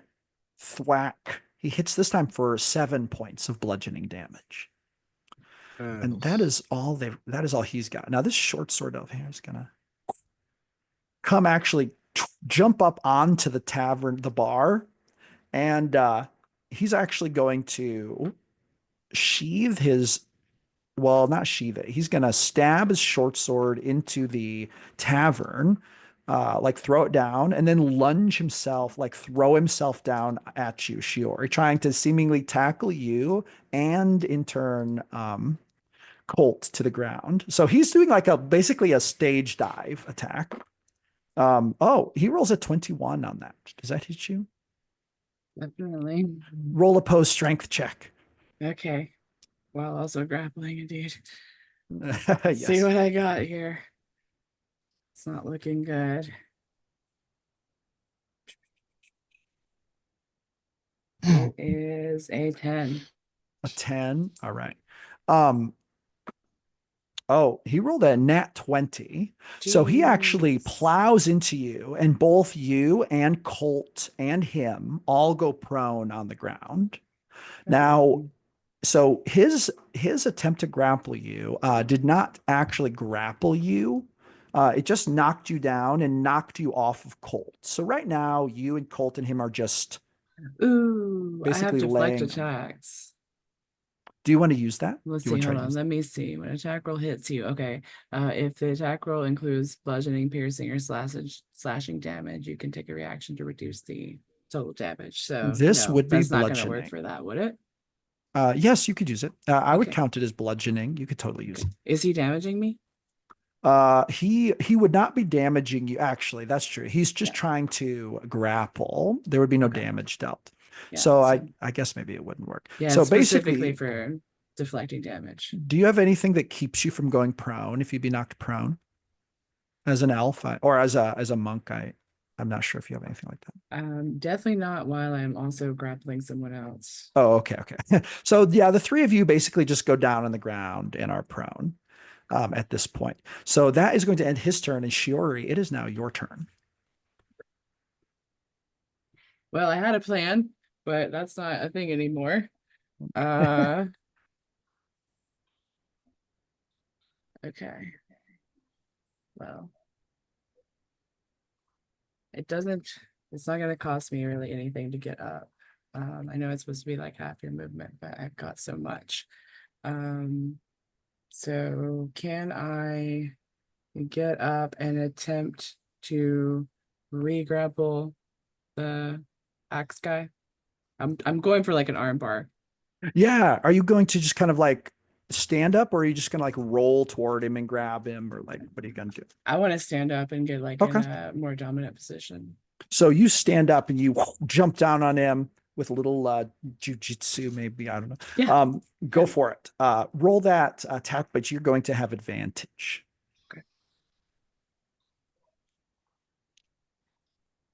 Okay. 18. That is going to hit. Okay. Now roll the post strength check. Okay. Oh, you're going to make it. He fumbled. Okay. Cool. Tries to stop you, but you're too quick and you get a hold of him. He is once again grappled. I'm gonna use I think I can still hit with this, right? I can still hit, yeah. I'm gonna go for like some small joint manipulation. It'll just be a hit, but let's just flavor it like I'm trying to like twist some fingers and get some like go for it. Yeah, cool. 12? Well, 12 would miss. I think you would get advantage on this. Oh yeah. You should roll with advantage. But no, 12 would miss actually. 16? 16 will hit. Okay. Roll that damage. So you guys see Shiori putting the twists and the moves on this elf, just like doing the ground and pound. And while I'm twisting his arm, I'm gonna be yelling at him to call off your guys. We don't want this. I mean, contrary to the belief. as you're getting them, he's just like he like spits at you and he's like, Alania's wrath isn't something you can handle. You're just gonna make things worse. Anyway, that's what he yells. Yeah. I hear that. All right. I'm just looking for my damage here. It's D8. I forgot. I'm not D6 anymore. This is not the old monk. I think they got a little beefed up. They did. They did get beefed up.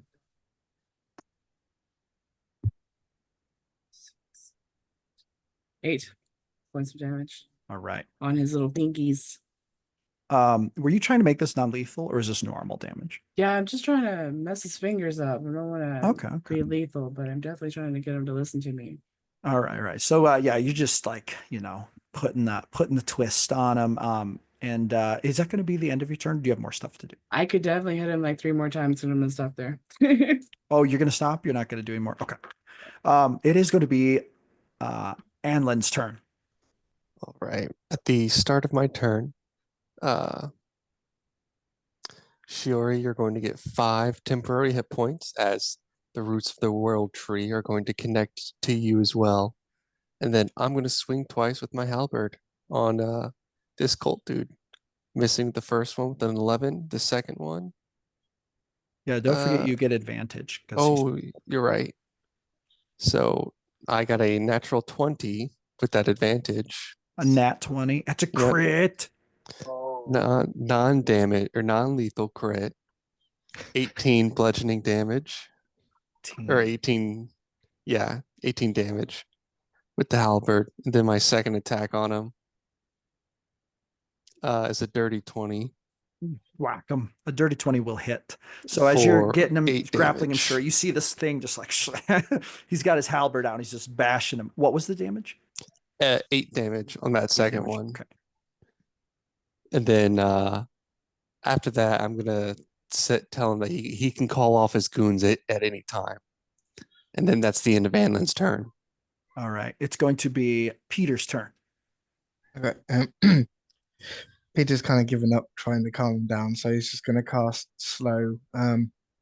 He's going to get the 3 in the top right corner, but is 40 feet enough to get any other elves in this? 40 feet? 40 feet, yeah. Oh, yeah, that would cover this whole room. Okay, great.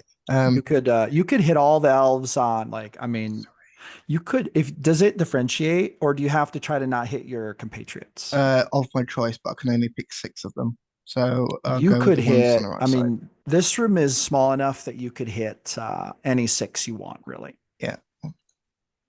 I'm just going to get the 6 on the right side. All right, so we got 2. I also activate my innate sorcery. So They got to make a DC 16 Wisdom save. For the slow, you mean? Yeah. Okay. So number 2 will not make it. Number 7 will save, actually. Number 4 will not save. I guess you're hitting if you're hitting the Holt, Yep. the elf of the axe, he will actually save. Elf number 3 will save, actually. Elf number 5 will, what is the DC, did you say? 15? 16. Oh, okay. He will fail. He gets slowed. Mhm. Okay. So you slowed 2, 4, and 6.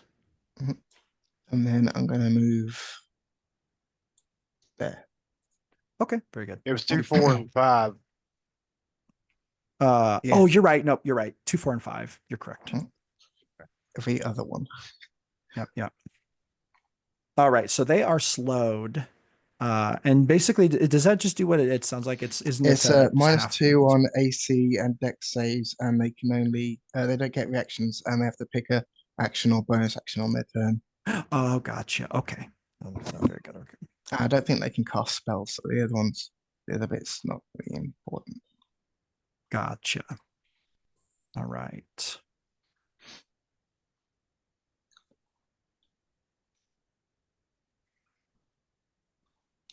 Oh, -2 penalty AC. Okay. All right. Very good. All right. Peter, is that the end of your turn? Do you have more things to do? Yes, Okay. that's my turn. It is Selvig's turn. How sure am I that this arrow is like the one I've got? It would take a perception check to make double sure, but you're like 85% sure just from glancing at it, because you have looked at that arrow that you carry hundreds of times, and you could tell that fletching and that design from a long ways away, and it caught your attention because it looks it's identical. That's good enough for me. I'm gonna go flying across the room at Elf 2 and do a pounce attack. So this tiger goes running across the room. Pounce attack, roll to hit.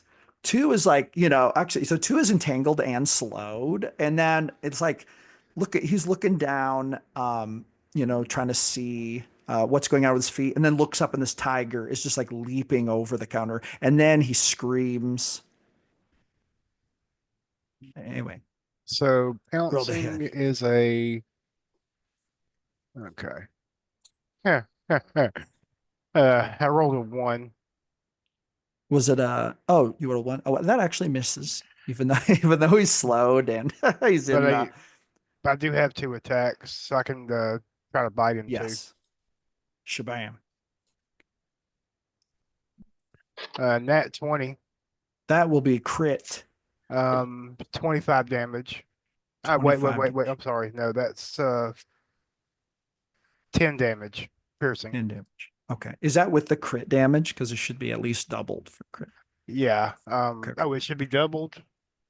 Yeah. Then it would be. Oh, I gotta pull my log up. I'm sorry. 1 second. No, you're fine. You're fine. Are you making this lethal or non-lethal? I don't think he would care at this point. Okay. So you guys see Selvig just go in on this elf, just like grabbing him by the arm and tearing, blood and flesh, and the elf screams in pain. But he would stop before he killed him, but he wants to scare the hell out of him. How much damage was it altogether? 10, I would say. 10. Okay. Is that with it doubled for the Well, crit? see, the bite is a. Oh, I'm sorry. Okay, I gotta figure out how to do this. Oh no, you're fine. This is weird. Okay, so the bite is a 1d10 plus 3. Yeah. So what I usually do on crits is I just say whatever you rolled for damage, just double it. It's just like double damage. So it'd be 16 total. 16 total. All right. So he takes 16 points of damage. He's just like screaming, and this lion's got his arm and shaking him. And I start trying to drag him up the stairs. And this is like the first time I think in this fight here that actual blood has been shed. I think everyone's been hitting non-lethal, but now there's just like blood splatters onto the floor, and it's just like it becomes a whole nother level of violent. in the room. And it is Selvig, do you have more actions you want to do, or is that the end of your? I believe that is it. All right. It is Delante's turn. Okay, so seeing the mayhem that's coming into place, like Delante just takes a deep breath and then he just says, "Screw it," and like he like stabs his great sword into the ground. And as he's breathing heavy, you just see like his white hair slowly growing Yes. thicker and thicker and thicker into like a long, thick mane, right? And Yeah. his teeth get sharp as his jaw starts extending, and you can hear like the cracks of his fingers turning into like serious clawed, like almost like he has this toothy maw now and like claws on his hands until like with every breath he takes, the hair on his body gets heavier and heavier. And I'll throw a quick image in the group chat for everybody. Beast bros for life.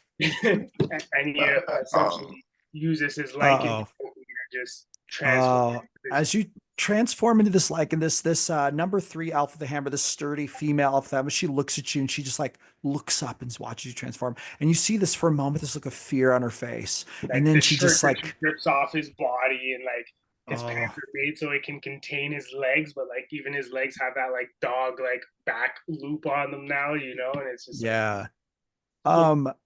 This girl at the hammer, she just kind of looks at you and she's like,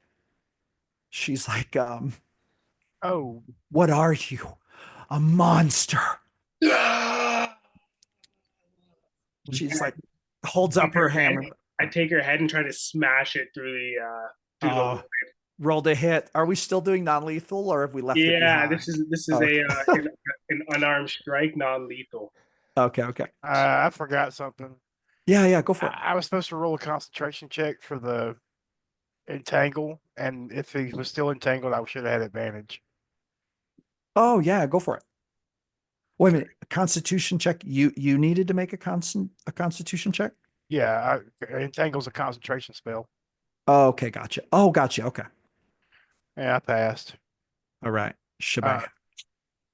But yeah, I would have had advantage on that first attack. Do you wanna roll it? Yeah, I can. Roll. Yeah, go for it. On the pounce attack. Yeah. Okay, Delante, you rolled to hit. What did you make?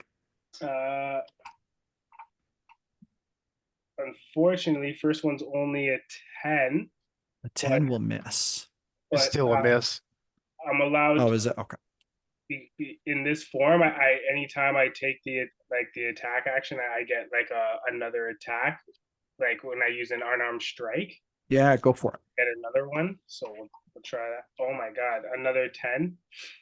And then I guess I'll just use my actual second attack for the same thing here. I'm wilding.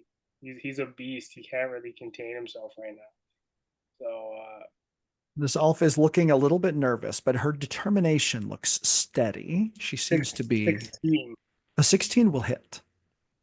So yeah. Roll the damage. 9 damage as he takes her head and smashes it through the wood. So he just smashes it. The table splinters apart as her head goes through it. I think you get one more. Do you get one more attack? I do. Is she still up? So she has taken 23 points of damage so far, and she is still up. She's still up. Oh my god! I'm just gonna try to give her a headbutt, I guess. Roll the hit. Roll the hit. Yes. Oh my god. God, only a 10. So out of 4, I only got 1. It misses. You do see some blood running down the side of her cheek a little bit, from the splinters in the table. And she's looking a little unsteady, but she's looking at you, and then she kind of growls. When I say growl, I don't mean like an animal growl, just like an angry person growl. And she kind of growls, "Why don't you go back where you came from?" She says, "That's the only way this ends, with you alive." Back to differ. Okay, it is now let's see. So Selvig, you had your turn. It's Dylan. Now at this point, suddenly there's a flash of light, and it comes from back in the kitchen, but the swinging doors kind of swing open for a minute, and then you see this this bright light zoom outward, and it flies toward elf number 6, and magic missile hits elf number 6 for 8 points of damage. And you notice this is not non-lethal, but it hits him. And then coming, strolling out that door comes Samuel. And he has his hand raised as if he just shot off a spell. Okay. So he comes out there and he's like, brother, why didn't you tell me you were planning for a fight? And he kind of like cocks his neck, like cracks his neck, almost like he's going to enjoy casting some spells that are going to hurt people. He's like, let's spill some elven blood. Anyway, that's his turn. It is now Elf's turn. Elf number 1 tries to break from your grapple, Shiori. He's like, let me go. Okay, roll post strength check. He gets disadvantage, though. You have to beat a 7. I wonder if I can do it. I get advantage, right? Well, he gets disadvantage. Okay. Yeah. Well, he's gonna get loose then, because I only got Is a he 3. really? I only got a 3. He's able to break loose, and then he stands up to his feet. And he is now up. He used his action to break free, so he does not get attacked, but he is up and he's out. Elf number 2, with the one who you're chomping on, Selvig.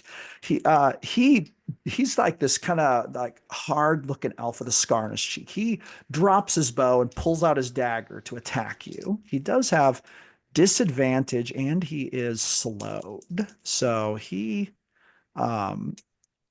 actually has he cannot, okay, he only gets 1 attack. He does not have a bonus action. He rolls to hit you for a 6. Does that hit you? I assume it doesn't. Elf number 2 does not hit. I just kind of smack the knife as he brings it up. He's like, get away from me, monster. He said, well, you don't understand him, I guess, because he's speaking Elvish. Elf number 3 swings the hammer at you, Delante. Oh. Swinging with a 16 to hit. Does that hit? It does hit. So the hammer strikes true. Definitely not non-lethal.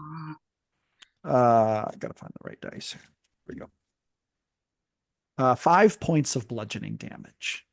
Got it. And then she kind of spits at you and she's like I said, the only way out alive is to run. And then she swings again. It's actually a dirty 20. Okay, yeah, that hits. Hits with 5 points of bludgeoning damage. Okay. It is now number 4's turn. Number 4 number 4 was on the ground and is slowed. Number 4 gets up, takes a swing at you, Shiori, with short sword. Oh, a 22. Does that hit? Mm-hmm. It is for 4 points of slashing damage. 4 points. And just because I can, I'll use that monk shit. Gotcha. How does that work? Page 1. That's okay. While you're doing that real quick, I'm going to roll for number 5. Swinging at Delante. Oh, it's an 8. I assume that misses. Yeah, it's a miss. That's the only attack. That he is slowed, so only gets 1 attack. I'll say it's kind of like he actually does pierce me, but it just like doesn't do anything through the muscle. He cannot get through your natural armor. Yeah. You flex your triceps and capture his spearhead. I'll check.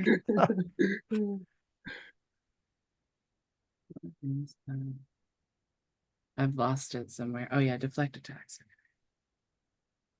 Deflect attacks. Number Yes. 6 swings at you, Peter, with a club. Mhm.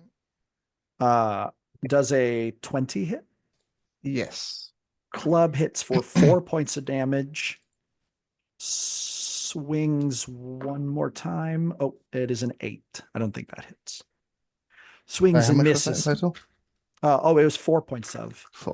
4 points of bludgeoning damage. Shiori, did you find your Yes. How much damage you say it was done on me? it would have been 4 points of slashing damage. Okay, well I deflect the entire thing. He swings, but you just knock the blade out of the way. And then he kind of looks at you with this crazy look like, what the heck? 7 stands up and also takes a swing at you, Shiori. Does a 16 hit? Does. Swings, it'll be 8 points of slashing damage. Okay, let's deflect that as well.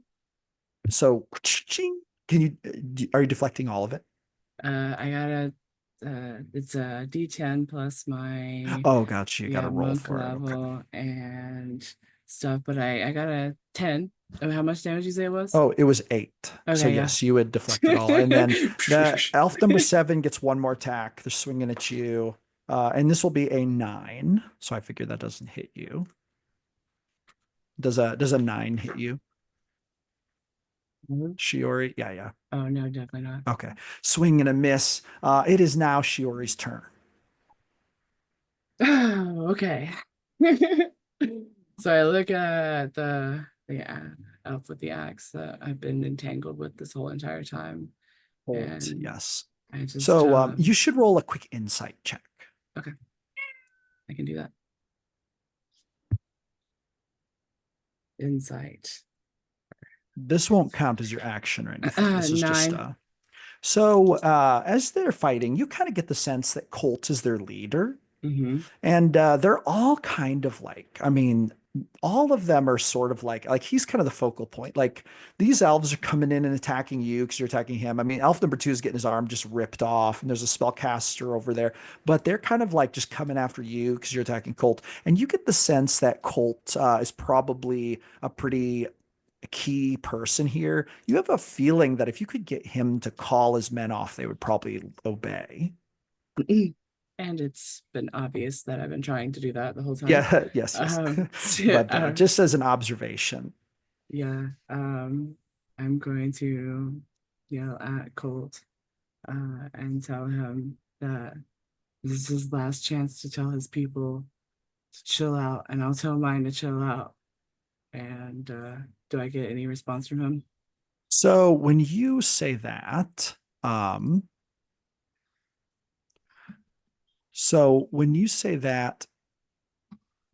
he is going to say, he's like, no way. I will not let you dig up secrets that should stay buried. He says, you're going to make this so much worse. He says, the only way this ends right is for you to leave. I'll order my men to stand down if you swear to leave and never come back. He says, otherwise you'll have to kill me. He seems really like emotional, like the anger and the rage on his face is so palpable. You almost think to yourself, what is going on? Like there's something like up with this guy. And actually all of you kind of notice that. In fact, everyone who hears this should roll an insight check for me just to see if you can kind of, you should roll another one too, because this gives you a little bit more insight. And they got a 17. Same. Okay. So those are pretty good numbers. 13. Quick Okay. 10. Pretty Oh, a 10. Okay. All of those numbers are actually pretty good to pick up on this because this is pretty obvious. Like he's like an emotional, like he's exploding in this emotional way, and you think to yourself like only someone who is just like maybe intensely grieving or has suffered great loss, or it's like for some reason this is very personal to him. Like there's something about this and you guys being here that's drawing like a personal emotional response from him. So that's just kind of just something you all notice, like, and all of them seem to be kind of acting this way, like, but he definitely more so than the others. This seems like a very emotionally charged kind of combat. But anyway, okay, go ahead, continue, Shiori. So you kind of tried to talk to him, and he basically just spat back at you. You have to leave. He seems to be pretty unreasonable in the negotiating department. Okay. I'm going to pull my mask down over my face, and as I do that, I'm gonna say, I'm sorry. And I'm gonna use a key point to hit him 5 times. Okay, all right. Is it going to be lethal or non-lethal? Non-lethal. Okay, okay. So you're just going to ground and pound. Yeah, I'm just gonna do some like pressure point strikes with some like eagle punches. Kick his Okay, ass. all right. Just Roll the hit. just try and knock You him get unconscious. you get advantage. Is he still grappled? No. Yeah, yeah. Oh no, I'm No, he sorry. He got broke loose. free. Yeah, he No, got yeah, you loose. can hit him. I forgot he got loose. Go for it. 21. That will hit. Okay. Do I need to roll damage for each one individually, or? All of the but you can wait till you've like hit him if you want. But his armor class is, I'm just letting you know, it's a 16, so that'll just tell you if you you can go ahead and roll it and Okay. go for it. Okay, cool. You can roll it and do the maths if you want. I'll do them each individually. I feel like that'll make more sense. Okay. He has already taken 42 points of non-lethal damage, so Okay, he's looking. Stop me when he goes unconscious. Okay. Oh, okay. D8. So 4 on the first one. Very good. Okay. 16 to hit for the second one. So that one you hit, and you hit him, and his face is just like, ugh. And then he just like drops the axe and just like falls limp onto the floor. Oh, he was that low. Okay. Yeah. So now when this happens, everything just kind of stops. All the other elves kind of just like look over at him, and things seem to pause for a minute. Without saying anything else, I'm just going to point my finger at the closest elf to me and just stare at him. Now at this point, we are actually okay. So do you want to do anything else on your turn, Shiori, or are you done with your turn for now? That's it for me. Okay, so now we're going to go to Anlin. And now, Anlin, you could choose to either take your turn, or you could kind of like make the decision to just chill, and maybe like there's a chance to kind of exit combat, but we're not going to exit combat until someone whose turn it is chooses to exit combat. So it is your turn right now. So Anlin was as Colt's body goes limp again, he's just gonna like point the he's gonna like lay the tip of the halberd down onto him and look at all the elves around the room and say, this fate doesn't need to befall on all of you. This is clearly some outrage of passion. Tell us what's going on. We're not just here because we want to be here. We've been hired for a job. Help us finish our job, and then we'll be on our way. We'll be gone out of your hair. But he says that in a rage. My daughter's just asleep, so I'm not gonna. Yeah. That's fine. So roll I guess maybe this might be an intimidation check. Perfect. I got a 16. So when you say this, all the other elves, they just kind of like, at seeing you point your weapon at Colt, they all kind of like stop, and they like take like a step back, and they kind of like raise their weapons as if to be like, okay. In fact, elf number 5 over here with the spear, this elf kind of says, all right, enough. We're done. Don't hurt Colt, please. Whether or not we hurt Colt, that's all up to you.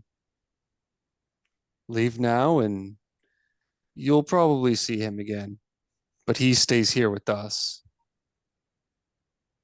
Elf number 5, who is a tall and slender elf with silver hair that falls to his shoulders, and he's wearing actually dark clothing with a hooded cloak, and he has you can see there's leather armor on under his cloak, and he's got the spear. He's going to say, okay, all right, we can see that you're tougher than you look. No offense. Let us take Colt, and we'll get out of your hair. We won't bother you again. I'll make sure of it. No, Colt stays with us. He kind of looks around at the other elves, and they kind of look around nervously. And If then all goes according to plan, he'll be fine. But again, it's up to him. elf number 6, the one with the club, which is a burly elf with a short beard, gives him kind of a rugged look. He's got short brown hair and a rough voice. He's standing right in front of you, Peter, and he's kind of looking at you apprehensively, like he's wondering if you're going to attack him again or something. But he's going to say, "You swear on Ziliana you won't hurt him." I swear on Ziliana that we won't kill him. And then Samuel jumps up onto the bar. He like leaps up there, and then he pulls up the sleeves of his robes, and he's like, the farmer might not hurt you. And he kind of points his finger. He's like, but I've got a fireball loaded up, and any of you who don't get out now, it's like about to get a scorching. As Samuel jumps on the bar, and Anlin's gonna take his polearm off of Colt's chest and try and sweep out Samuel's legs. So you do it very easily because he's not expecting it, and he just Yeah. goes flop right onto the bar, and he's like, ugh. He kind of like moans, and he just kind of lays there for a second. He's like, he kind of sighs as if embarrassed that he did not see that coming. Can I just like back up against the bar and just look over at him and I'm like, just stay down. Just stay down. Yeah. Elf number 6 is going to say, all right. And he kind of motions to all the others. Elf number 2 starts to creep away. They're all trying to go to the door. I grab him. I pull him back. You grab number 2. I change back and said, "This one stays with me." Elf And number. Go ahead. You've never seen Shelby angry. He's a chill guy.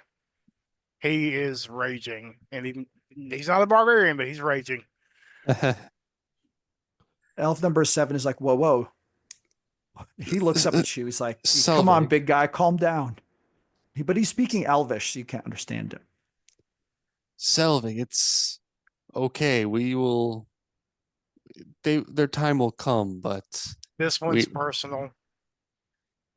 They're all they all start to like leave. I'm just gonna set them down here as they leave. So these two have left.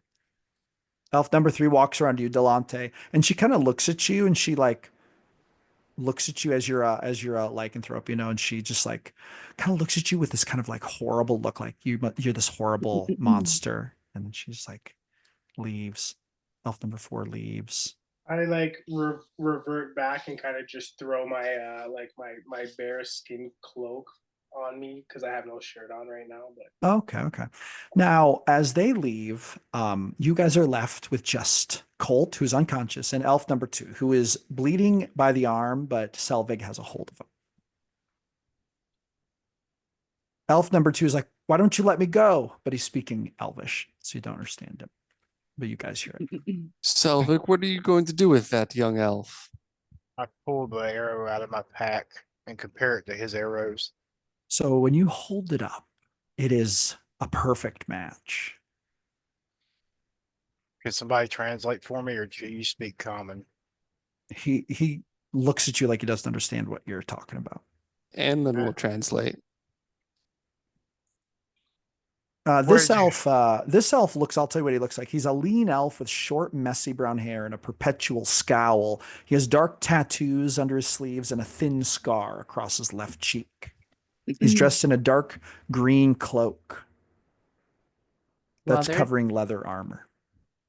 While they're doing that, I would like to bind the hands of the dude with the axe, the one that's on the ground, like just tie him up and just make sure he doesn't jump up and do anything crazy. Okay. So you bind him. And as you're binding him, his eyes kind of blink a little bit and he starts to wake up a little bit. But he's a little too weak to struggle. I just pat him on the cheek.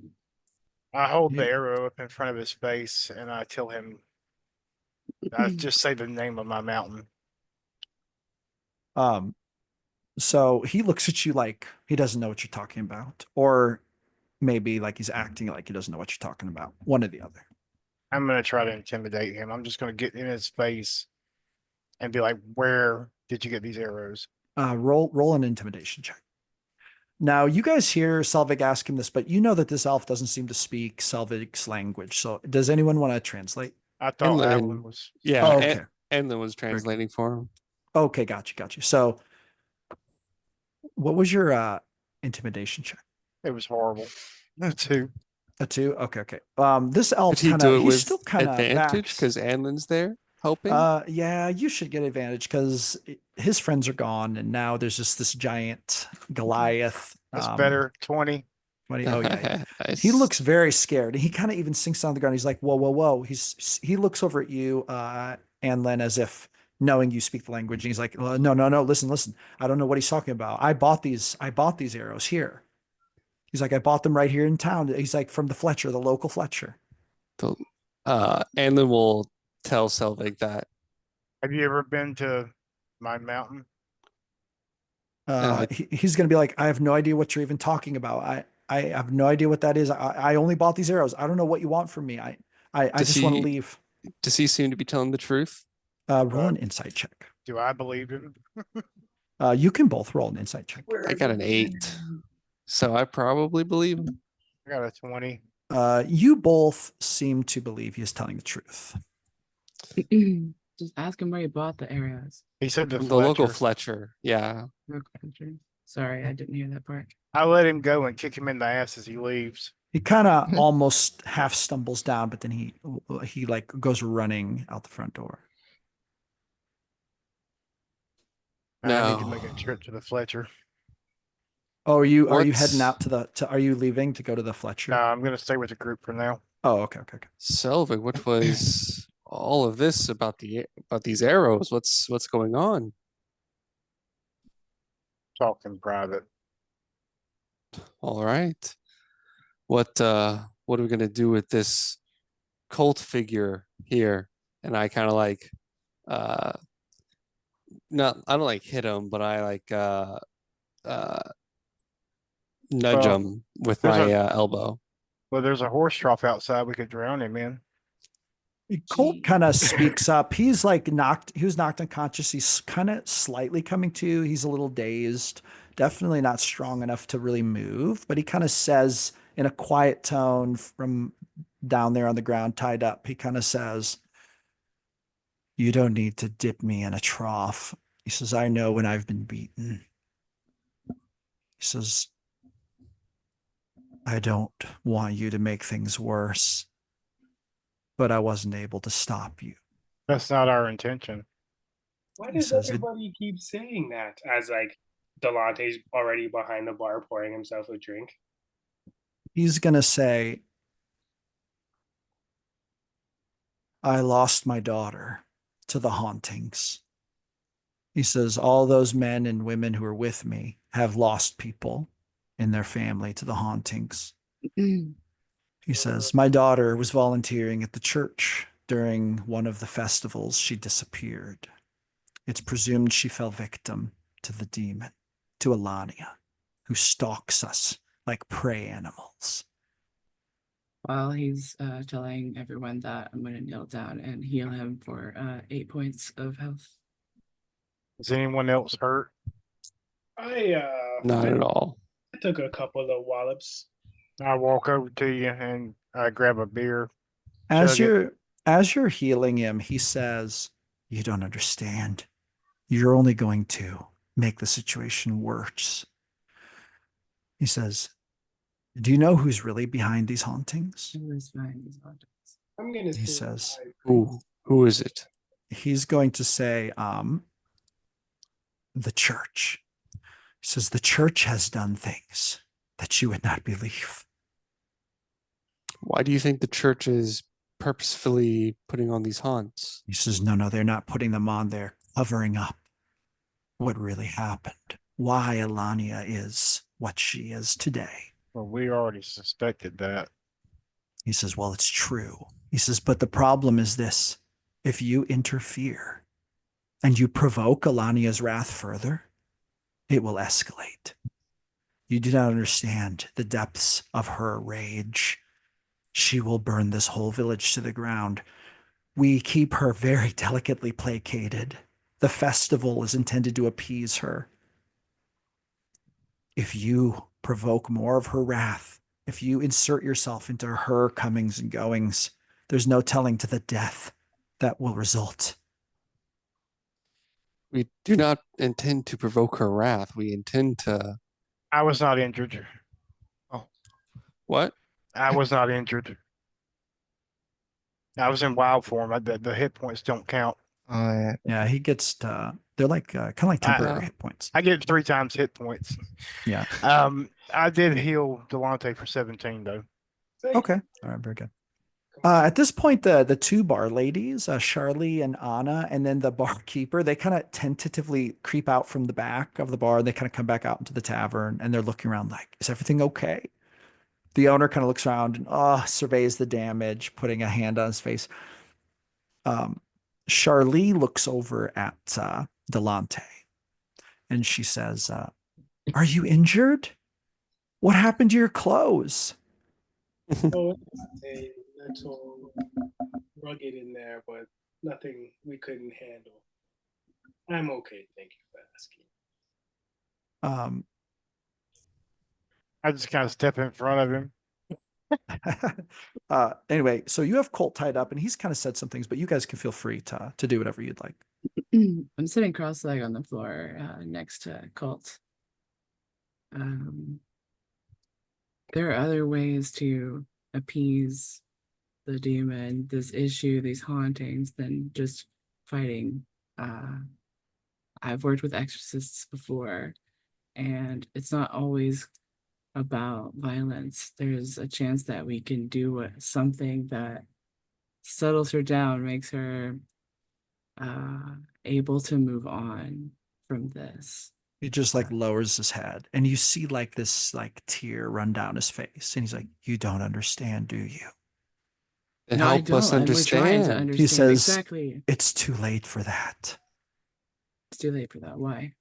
He says, "Alania cannot be placated." Then we will destroy her, rid her of this land. He says, It really is. he just like shakes his head. He's like, "You will only make it worse. Better men have tried to destroy her in the past." I I think don't think there's better men have tried, sir. That's just funny. I concur. He seems to be crying and like he seems to be very caught up in these emotions, and he even starts to kind of like gently sob a little bit. Damn. So anyway, Can he's I just call out? Can I call out to Elreese and be like, Elreese, please join us? Elreese kind of comes walking around here. She's got a drink in her hand. She was just kind of watching the whole thing. And she just kind of stands over him and looks down at him with sort of a like a vacant, kind of non-empathetic expression. What do you make of all this, lady? She is going to say, here, one moment. Grab my. She's going to say, can we step aside for a minute out of earshot of Colt here? Who's we, all of us? She seems to point at you, and then she points at Peter. I've got something to say. Okay. She kind of walks over here to the corner. If you guys would go over there with her. Okay. Yeah, I just whoever's closest to the dude, Colt, I just like point at them and just like keep an eye on them. Oh yeah, I'll keep an eye on him. And like as I say that, I like kind of put my shoulder on him, and you see some roots of the world tree start to like anchor him to the ground. Nice. He is still kind of softly sobbing, and he kind of like leans into your character as if he's just out of strength, like he has no strength left. I'm gonna start patting him on the back and just consoling him. Okay. But So when you guys creep over here with Elreese, she says, listen, as misguided as Colt's actions were in trying to attack you, he's not wrong about everything. He certainly doesn't know the whole story. There's more going on here than most people realize. But if you're really seeking the truth of the matter and you're not just here to get a paycheck and you actually want to know the truth about what's happening, I believe I've seen enough. You could have killed Colt right there. You could have just ended his life. He was no match for you. You're a different kind of, let's just say you're a different type than this village knows. And he was wrong when he said better men have tried to fight Alania. Truth is, we've never had anyone like you come here to try to help. Colt just, his grief causes him to behave irrationally sometimes and to say and think irrational things.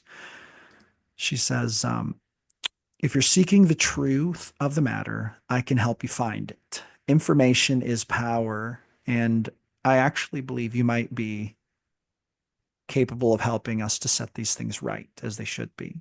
And she looks over at Peter and she says, especially you, because she spoke to you. She says, I don't know if you know how significant that is. She says, but I have confirmed with our leader that it is a lot more significant than you probably realize. She says, so since our last discussion, I've arranged for you to meet with someone. And I'm going to confirm that meeting now, if you will accept it because of what has happened here today.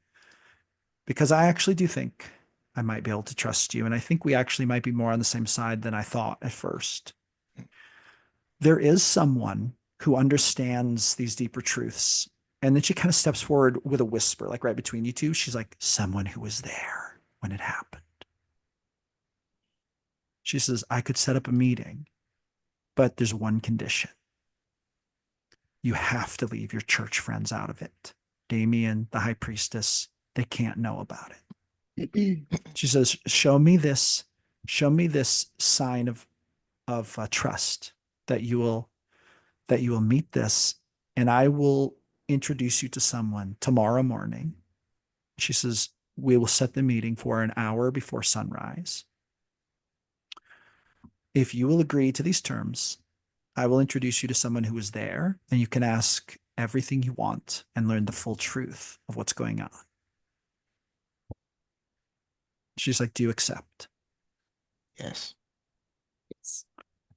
And then she's going to look at you, Peter, and she's kind of going to take a step towards you, and she's going to reach up with a hand, and she's going to kind of like touch the side of your face. And she's going to look in your eyes in kind of a strange, like almost like a way where she's like studying you. And she's going to say, I never thought I would live to see someone like you. Someone she would notice. She says, there's something special about you. She says, I hope we can come to be allies.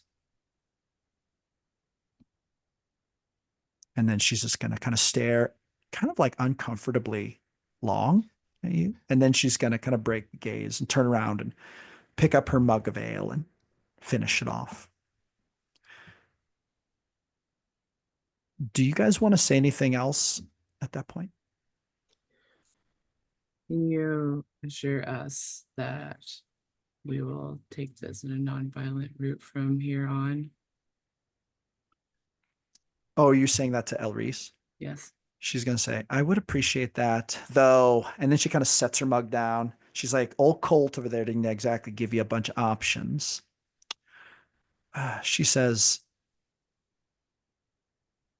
I don't figure you'll have trouble explaining this one to the village protector. And then she's like, all right, I have to go. And she kind of turns around and walks toward the front door. Peter scribbles a note and hands it to Eloise as she goes.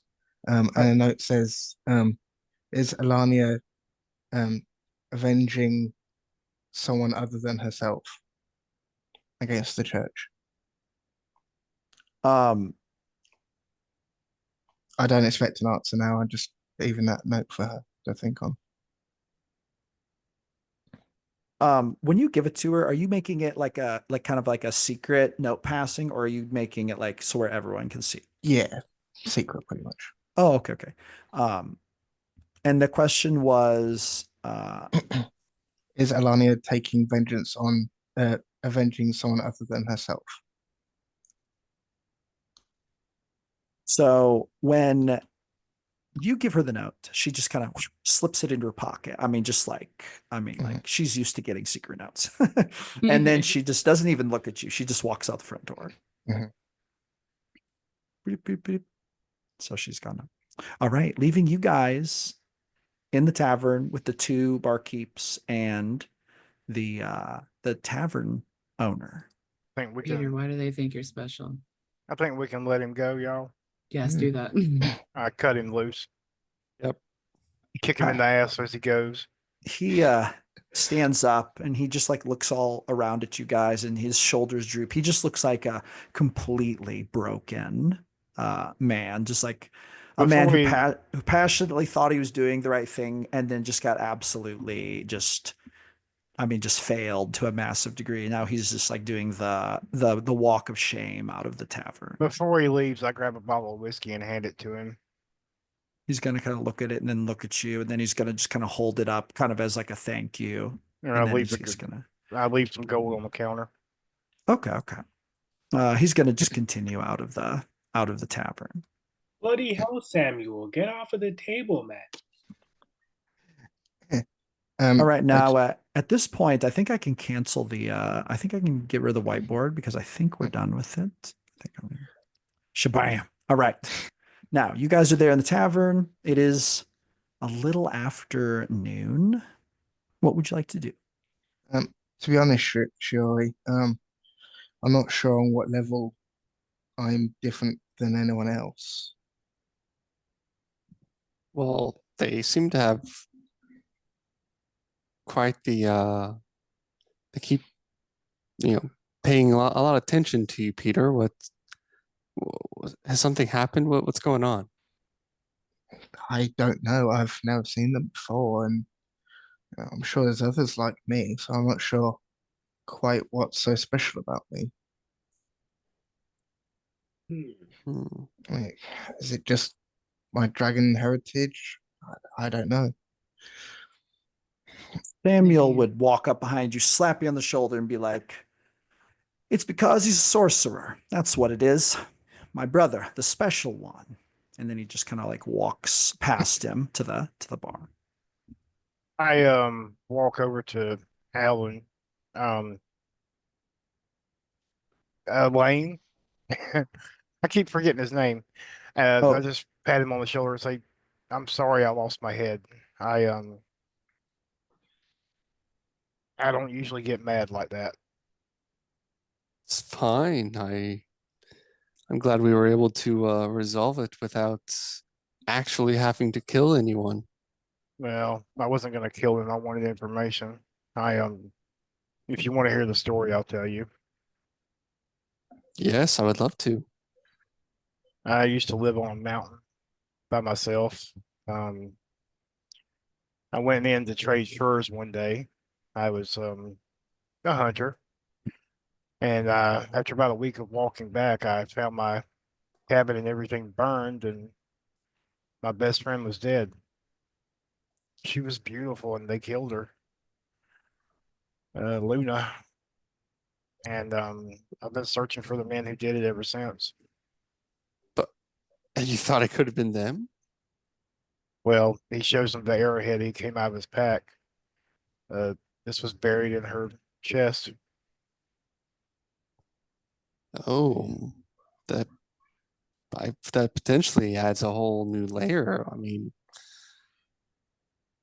uh, uh, I'm gonna need some time to ruminate on this information, my friend. This is heavy, heavy stuff you're telling me, but thank you for confiding in me, and if I can help you figure out if these men really are here and perhaps give you some sense of justice in all of this, it would be my honor in helping. Yeah, at some point I'll need to speak to the Fletcher. Most definitely, yes. I need another glass of ale. Yeah, Anlin starts to pour a couple of tankards for us. you see that the barkeep he starts refilling drinks and putting them up there. He's just like, "I have to apologize that you were attacked in my establishment. I will tell you, it's a good thing that you were able to resist them. Colt and his lot are perhaps not a sophisticated bunch, but they are tough birds. I'll give them that. Yeah, it's not the first time we've been in a fight. Certainly not the first time I was attacked in a bar, my friend. And it certainly won't be the last. Now, at this point, the front door swings open, and you see Vayril, the village protector. You guys met him in the last session. He kind of strolls in, and he kind of like looks around at all the carnage.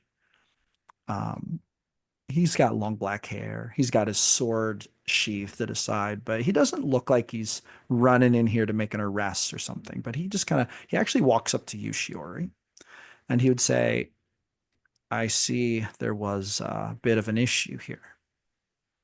Indeed, there was. We got attacked by some of the people here in the bar that were frustrated at us for being outsiders and for being involved with what's going on. We defended ourselves with non-lethal damage. He's going to Mostly. say, oh, he's going to say, he's going to kind of look at all of you, you know, kind of like looking at you with like like a suspicious look. And he's going to look at Shiori and he's going to say, he's going to look at you. He's going to kind of walk a little closer. He's going to be like, look, the last time we talked, I felt like I wanted to say that we got off on the wrong foot. He says, I think knowing what order you come from and me knowing the importance of that, I think that I pegged you as a poser. He says, You wouldn't be the first. he's going to say, look, I know what happened in here. I know that you and your group here could have killed all those elves, and you didn't. He says, for that, he says, you have a careful amount of trust. And says, I will owe you a favor. And he kind of holds out a hand as if to shake your hand, which is kind of an intimate gesture for an elf, you know. They Right. usually give everyone. So he shakes your hand. Yeah, with recognition that it's an important gesture. And then he would kind of look around at the rest of you and he would kind of nod at you, kind of as almost like well, business was done here and I'm probably not needed. So then he just kind of he would go to leave the tavern unless you guys want to talk to him more. He's kind of- just cleaning up the blood with prestidigitation. Oh, are you? Okay. Yeah. Should have cleaned it up. Well, by favor, what do you mean exactly? He kind of stops and turns around and he's like, something a village protector could do. You have something in mind?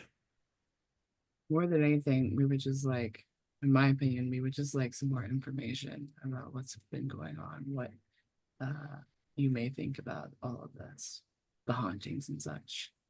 He's going to kind of pull a chair out and go to sit down and he's going to say, I've been here for about 23 years, so I've seen my fair share of these hauntings. I tend to think of them as natural phenomenon. We do live in a very supernatural place. There is something special about this Alania. She is a formidable haunt, ghost, spirit, some say demon. I personally do not see any reason to end the hauntings. These things happen all across Thyrendor. This one's perhaps worse than most, but he says, I will tell you this. If you want more information about this, that high priestess probably has all the information that you could need. He says, and that study of hers, I've heard rumor that there is information there that is closely guarded that many priests before her have passed down. Says, if I were you, that's probably where I would begin to look if you wish to get to the root of it. Can you tell me anything about Gideon? Is his name right?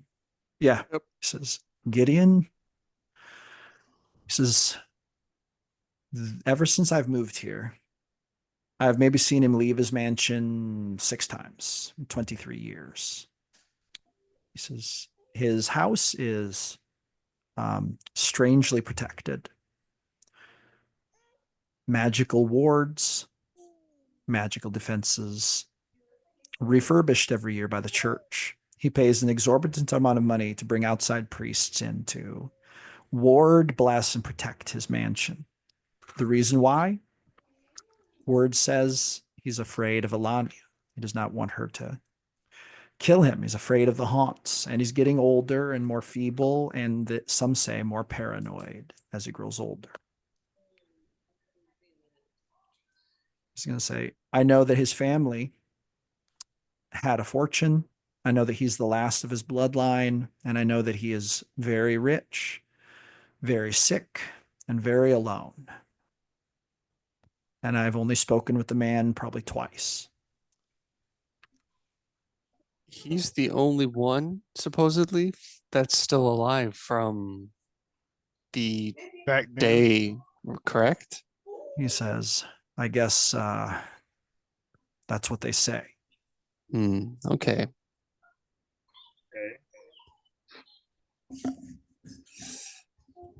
Selvig, I think you might get your wish and be able to turn into something small to sneak into those records office.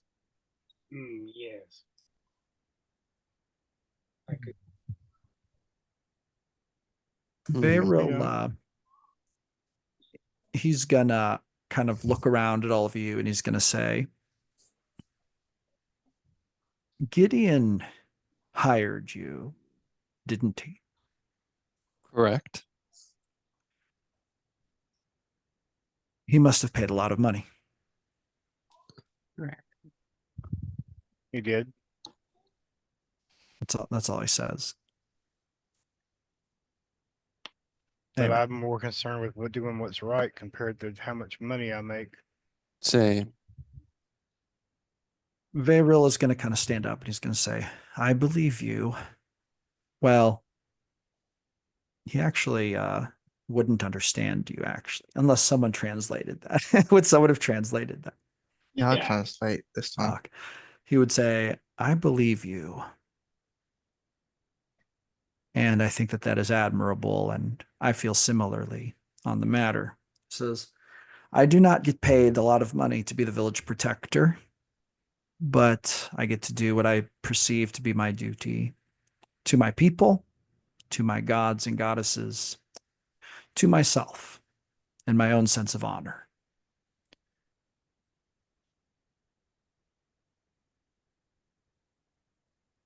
Now, at this point, we're coming up on 11 o'clock, so we're about ready to be done. I would say, I would propose that everyone just take kind of like one more turn to do something that they want to do to finish it out. Does this sound good to everybody? Yeah, absolutely. All right. Who would like to start? Okay, I'll start. I'll say right. Delante kind of finishes gathering like another cup of ale and taking out one of his spare shirts that he keeps in his pack as he gets fully dressed again while the conversation's kind of going on, and he's been eavesdropping and hearing what's happening, and he just wants to ask the group, so what do we feel is the best course of action moving forward? What's next? Are you Eh. asking the group? Yeah. Okay. Continue. Go ahead.